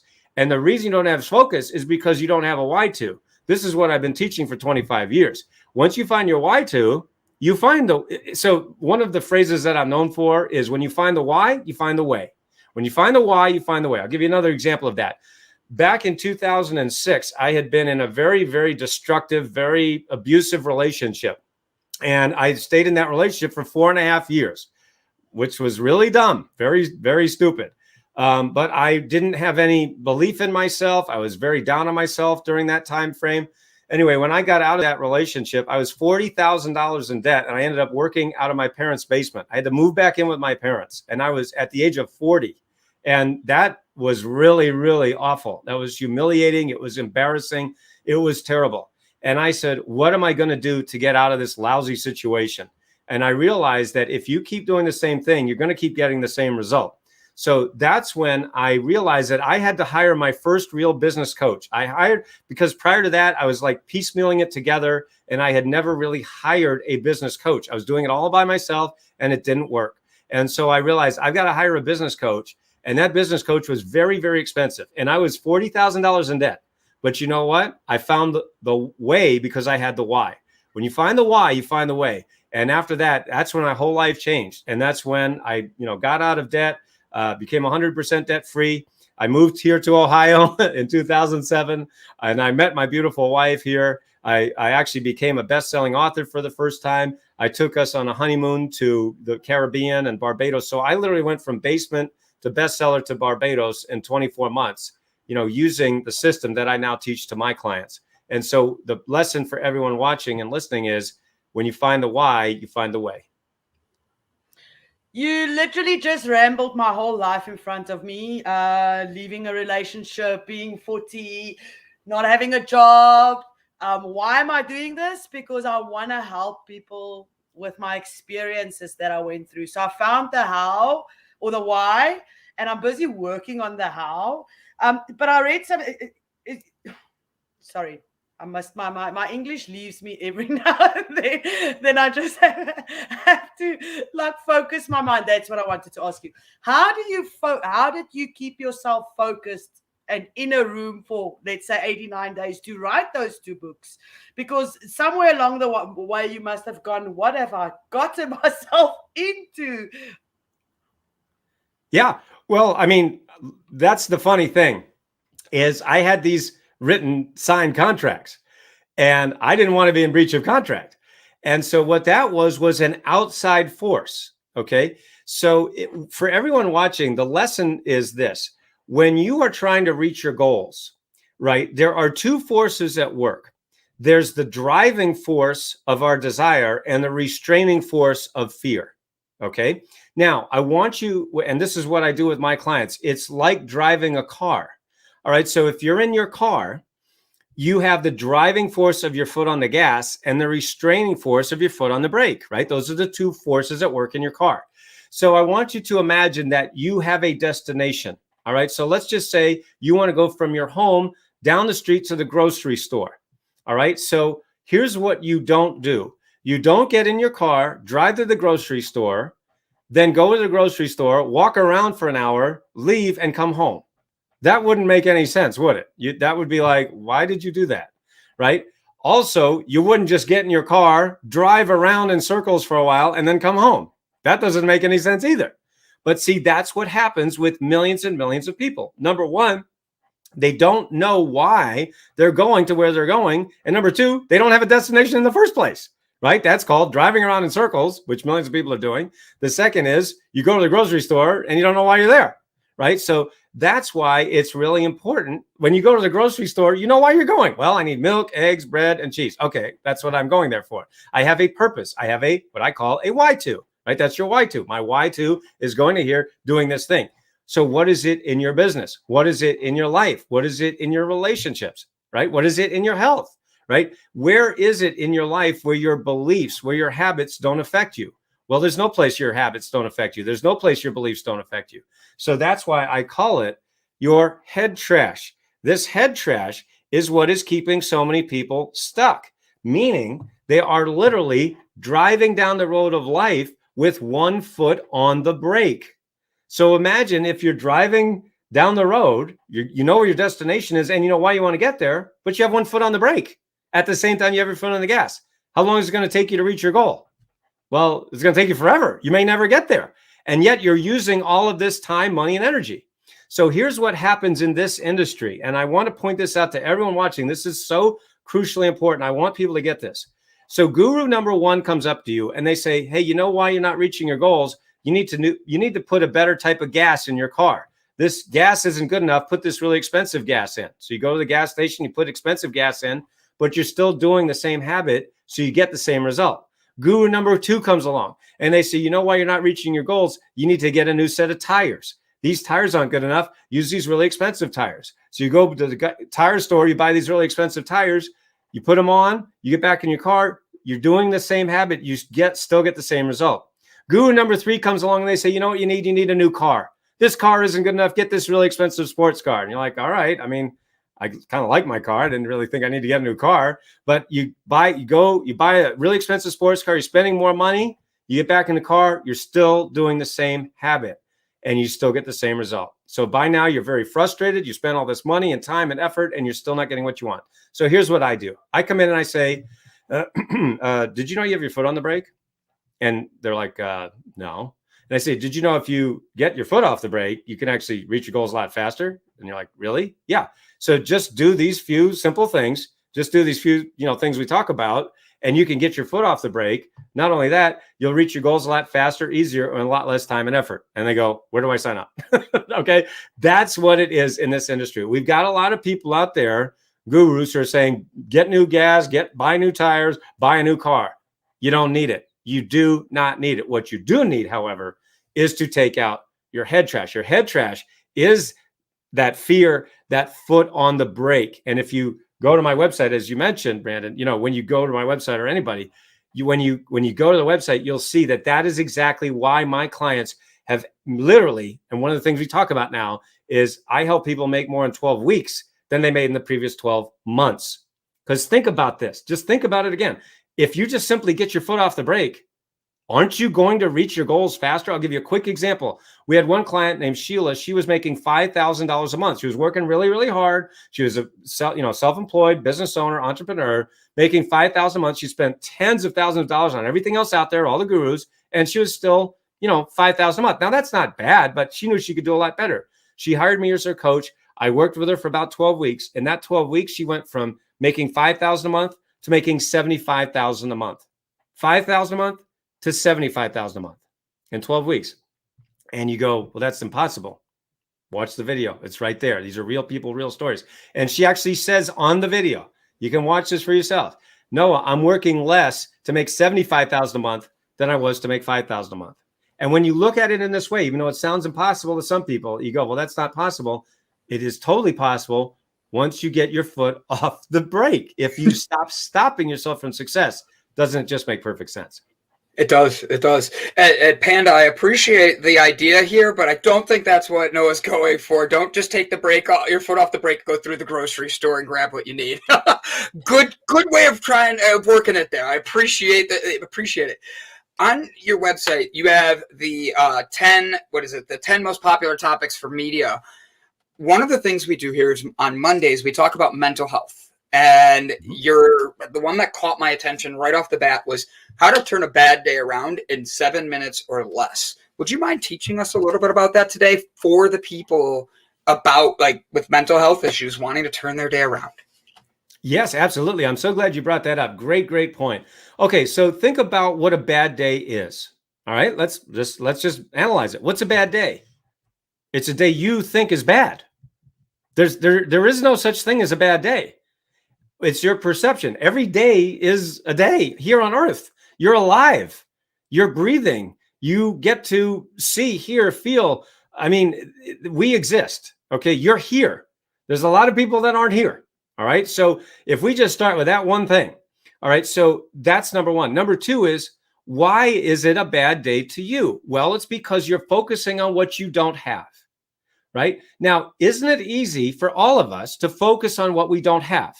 Right? Oh, I don't have enough money. Oh, I don't have the time. Oh, I'm not in the right relationship. Oh, my business isn't growing. Oh, whatever. Right? Oh, I'm not the weight that I want. I'm not as healthy as I want to be. Right? We can easily focus on what we don't have or what we lack. However, when you focus on what you don't have, what do you get more of? The experience of not having, right? What you focus on grows. So if I keep sitting here focusing on what I don't have, what I haven't done, all of my regrets, all of the things that I lack, I instantly can depress myself in about 10 seconds, right? I mean, we can all do that, right? So what do? You do the third step, which is you just flip it around and you start to ask, why am I so grateful? Again, we're using my Afformations method. You go to Afformations.com, join the Afformations Advantage program, Afformations.com, or get this book on Amazon. Anyway, so Afformation would be, why do I have so much? Why am I in the right place at the right time? Now, when you use my Afformations method, using the process that I share, the point is your brain instantly starts to focus on what you have, right? Now, when you focus on what you don't have, what do you get? More of the experience of not having. When you focus on what you have, what do you get? The experience of having. Now, that doesn't mean $1 million instantly shows up in your bank account. It doesn't work that way. Oh, why do I have so much money? Oh, look, $1 million or so. No. That's called magical thinking, right? That's what they taught you in The Secret. And thank you. Yes, that's my YouTube channel there. You go to watchnoahtv.com. Thank you. And I've got 800 plus videos on there about, these topics and more. But my point is that when you focus on what you have, that will change. Literally, it switches your brain. It switches from I don't have to I have. Okay. By the way, and just another real quick thing you can do, every single one of us can do this. Everyone watching this can do this right now, is breathe. I know that sounds so dumb and stupid and simple and obvious, but it's so true. When you breathe improperly, you are actually setting off the fight or flight response in the body, right? Now, the body leads the mind, just like the mind leads the body. Yes, that's my Afformations.com right there. Thank you. And so the point is, when you breathe properly, and what does properly mean? It means you breathe in through your nose for about 5 seconds, hold it for 3 to 5 seconds, so count of 3, 1, 2, 3, and then breathe out through your mouth. You can literally instantly feel more relaxed. So literally, it doesn't even take 7 minutes. It takes about 30 seconds to change from a bad day to a good day if you follow my instructions. So after the breathing and all that, and you have done your affirmations, what will be the next step to do? Let's say, like for instance, for in case I won't be able to afford your services. I am rich. Let me just put that. Let me not make myself poor, but I won't be. What advice do you have, and some easy pointers that you can help someone if they do not have the finances to get you as a coach? Yes, absolutely. Well, first of all, you can subscribe to my YouTube channel, watchnoahtv.com. You can do that. That's free. Okay. Again, you should also go to Afformations.com, join the Afformations Advantage. But basically, action beats everything. In other words, what I mean by that is action beats thinking. So a lot of people watch the movie The Secret, right? We all remember that movie, The Secret. And what they said is, well, if you think about money, money just shows up magically. How's that working for you? No, I don't know what planet, that works on, but it's not the Earth, right? On the Earth, we have to do this annoying thing called work. We have to do this annoying thing called take action. Again, I use the house analogy or the car analogy. If you just think about driving your car, you're not going anywhere. If you think about building a house isn't going to magically show up. And so action beats thinking. I would rather see the person take one positive action today than think 1,000 positive thoughts. Not that positive thinking is wrong or bad. There's nothing wrong with it, but it's not enough. We have to take action. So I'm always going to subscribe to action. I'm always going to say, just take one step a day, one baby step. And you say, well, what step should I take? Well, what do you want?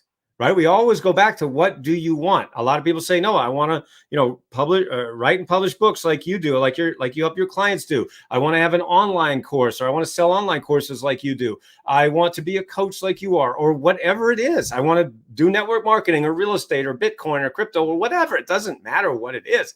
So what is one action you can take today? Now, the problem is that there is so much information out there that people are living in information overload. We don't live in the information age. We live in the information overload age. All right. We passed the information age 20 miles back. And so the point is we are in overload. And so you can watch YouTube videos for the next billion years and still never do anything. So yes, YouTube is a great place to start to get free information. But what if information was enough, we'd all be rich, happy, and thin, right? Information is not enough. Information does not create transformation. Information can be the first step, definitely, but it does not. Information does not cause transformation. What causes transformation is action. What stops action? Oh, I don't know. Head trash. Isn't that funny how it all comes back here? All right. Again, send me a book, Noah. Get this book for free. Get rid of your head trash. The head trash is the thing. And by the way, it's not just negative thinking. It's not just doubting yourself. It's not just saying I can't do it. It's all those things, but it's much deeper than that. So you've got to understand what head trash really is so that we can start to use my rapid abundance programming, my RAP method, to really take out that head trash. Okay. My point is that one action a day will beat 1,000 thoughts a day. Just one simple action. One action could be, again, getting this book, signing up for my newsletter. That's an action. If you can't hire me yet, well, watch some of my videos, read a book. I mean, when I had no money, when I was $40,000 in debt, I hung out at the library a lot. Now, a lot of people don't go to the library anymore. YouTube is the new library. I get that. It's fine. I just like books, but it doesn't matter. You can watch videos. The problem is we can get into overload really, really quickly. And of course, it's hard to know who to trust. There's a lot of lying sociopaths out there. And so, you got to be careful. I spent over $500,000 on all those gurus out there only to find out they can't teach their way out of a paper bag. They were no help. They were great self-promoters, but they didn't help me at all. And so it's hard to know who to trust. So you've got to really do your research, find the right coach, the right mentor for you. If you have to start with a book, start with a book. If you have to start with YouTube, start with YouTube. But take one little step every day towards your goals and get rid of your head trash at the same time. So, Dr. Noah, as Yes. I'm just calling you now. Well, I am that. I do have a PhD. So, yes, I am a doctor. I just don't put that in the thingy. But yes, I'm a doctor. Perfect. And I'm calling you that just because I like the way it sounds. I love it. So, have you noticed a pattern with people with that head trash? Like a lot of people suffer from the same, whether it's negative self-talk, all those different things. Have you noticed a pattern of it? And because of our wide viewing audience, can you give us a tip of helping us just smash that out of ourselves? Yeah, of course. Absolutely. So everybody's different, but everybody's the same, right? So the point is human nature hasn't changed in thousands and thousands of years. It ain't going to change anytime soon. So, it is very common for people, especially ironically, sometimes the most talented people are the ones who doubt themselves the most. Meanwhile, the people who suck at things totally believe in themselves. I don't understand that. I've never understood that. But, I call it the American Idol syndrome. If you ever watch that show, American Idol, right? The people who can't sing worth a dime are the ones who say, I'm the greatest singer in the world. I'm like, no, you suck. Really? That is, but the ones who are great, they like are really shy. And I'm like, why? It's crazy. It's insane, but anyway, I can't explain that.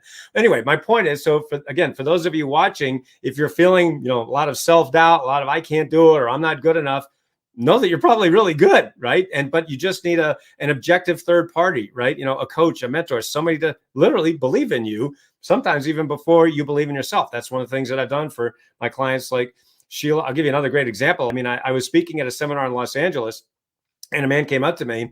I was speaking for about 1,000 entrepreneurs, business owners. These are 6-7-figure earners. And I just finished speaking. I was walking off the stage. A man came up to me and he grabbed me practically, and he said, Noah, I want you to be my coach. You are the coach I've been looking for. I want to hire you. And I said, okay, well, what's going on? I literally didn't know this man from Adam. Ironically, his name was Adam. And I said, okay, I'm not making that up. Anyway, he says, no, I'm totally stuck. I'm only making $4 million a year. Now, of course, I had to laugh, right? I'm like, well, that doesn't sound like a big problem, right? A lot of people like to be stuck at $4 million a year. And he goes, well, no, Noah, you don't understand. I opened this company. I own this company, and we grew to $4 million in revenues really fast. But we have been plateaued for the last 4 years. For the last 4 years, We haven't grown at all. We've been flatlined. And he said, I've hired every guru out there. I've hired all these guys. He named every guru out there, all the marketing guys, all this stuff. Spent all this money. And he said, we're still stuck. And he said, as soon as I heard you speak about head trash and foot on the brake and affirmations, everything you just said, he said, I knew you were the coach I've been looking for. So he literally hired me on the spot. I worked with him for about 2 years. In that 2-year period, his company went from 4 million in revenues, being stuck there for the last 4 years, to over 20 million, literally a 6 times increase. And you can watch his video as well. My point is that for those of you who are feeling like you're stuck, or you're feeling like, you're working really hard, not getting the result you want, people say, well, Noah, I'm not making 4 million a year. I'm not making $1 million a year. How does that help me? Well, the point is, I've had people say to me, Noah, I'm totally stuck. I'm only making 40,000 a year. I've had other people say, Noah, I'm totally stuck. I'm only making 400,000 a year. I've had other people say, no, I'm totally stuck. I'm only making 4 million a year. So whether you're making 40,000, 400,000, 4 million, it doesn't matter, right? If you have head trash, you've got to take it out. You've got to do whatever you need to do, right? Read my books, hire me, whatever you need to do, take my online programs, whatever you need to do to take out that head trash. The first step, however, is awareness. The first step is awareness. That's why I love doing programs like this. It's because a lot of people never heard of head trash, never heard of affirmations, never heard of Noah St. John. I get that. So the point is, you got to go, oh, wow, am I holding myself back? Yes, probably, and then we could take the steps to take out that trash and get you on your way to your goals much faster and easier. So you use the word head trash quite often, but you say it's not only negative thoughts and everything. What else falls under head trash? Yeah, absolutely. So, it really can take a lot of different forms. So some people really don't want to. In fact, I'll give you an example from my own life. All right. So when I first discovered all of this stuff back over 2 decades ago, right, when I started writing my very first book, Permission to Succeed, back in 1997, I realized that I was holding myself back because I didn't want to be more successful than my father. Now, my father, he and I had, not now, but we have had a very complicated relationship all my growing up. I thought he was jealous of me. I thought he, didn't want me to be successful. I thought a lot of different things that turned out to be wrong. And so the point is, it was because I am a very sensitive, a highly sensitive person, an empath, some would say, or an empathic person. And so I would read these signs that, I really most of the time read them wrong. Okay. And so the point is, I was holding myself back in order to not have my father be jealous of me.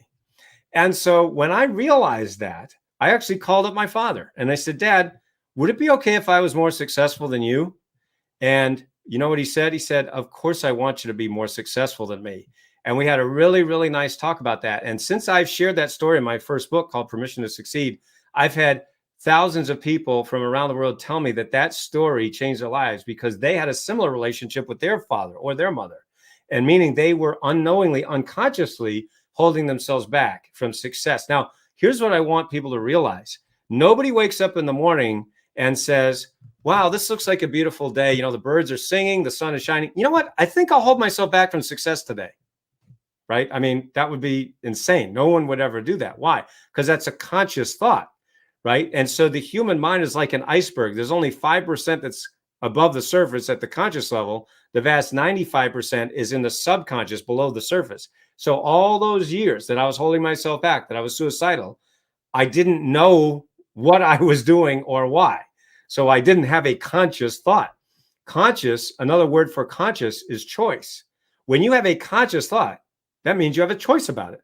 But if it's in the subconscious or unconscious, you don't have a choice, right? So one of the big things that we do, and one of the big reasons that we've helped people make so much money, lose weight, find love, improve their relationships, become healthy, have better wellness, and so forth, is because we're taking those beliefs, those negative beliefs, that head trash that has been in the subconscious, and bringing it to the conscious, and then you can make a choice.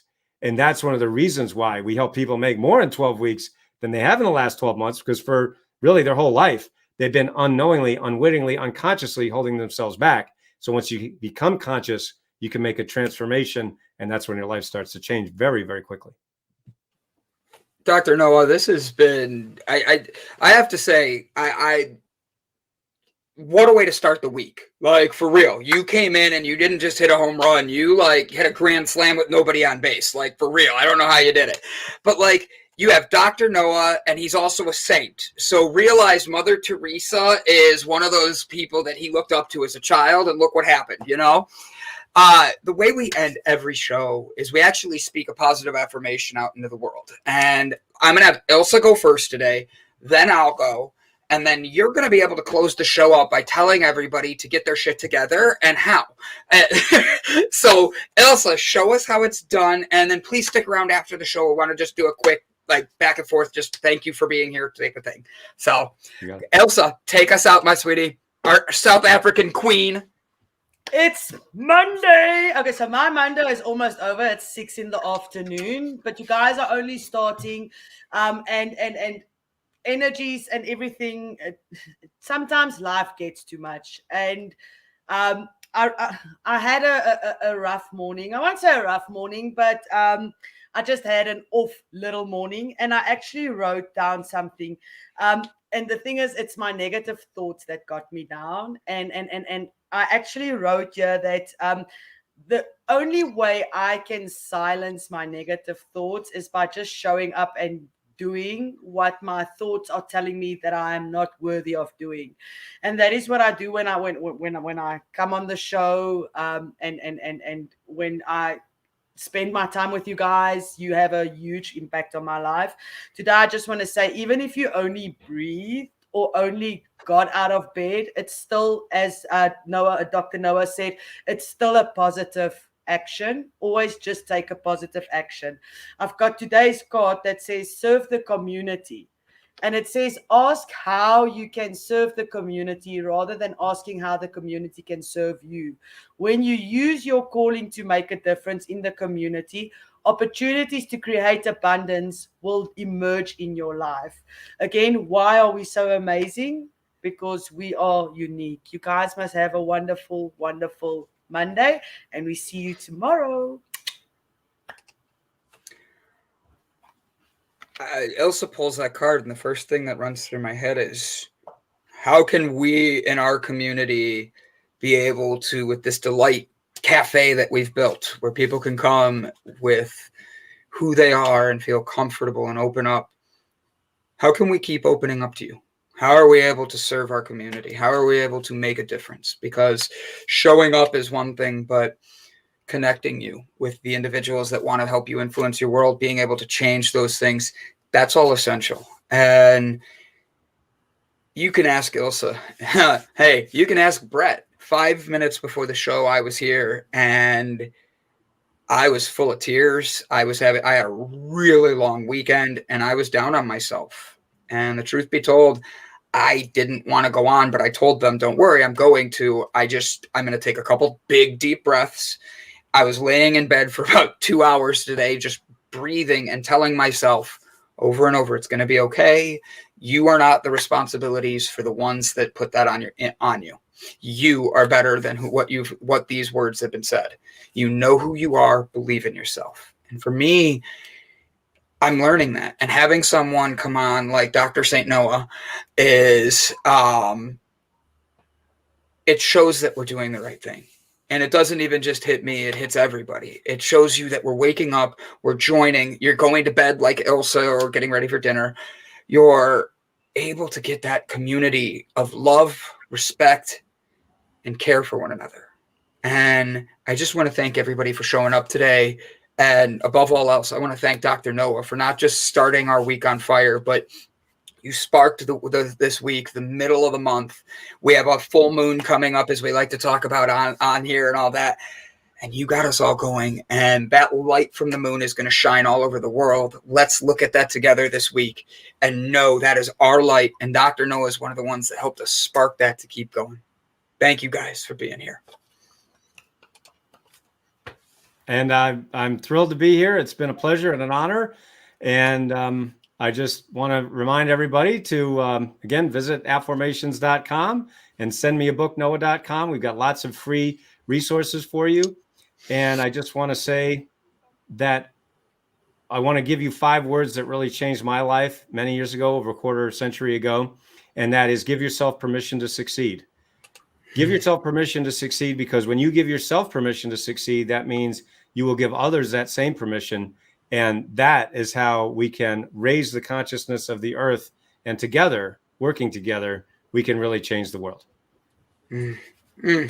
Thank you. Thank you, Dr. Noel. I love it. Guys, have a good one. We'll see you guys tomorrow. Bye, guys.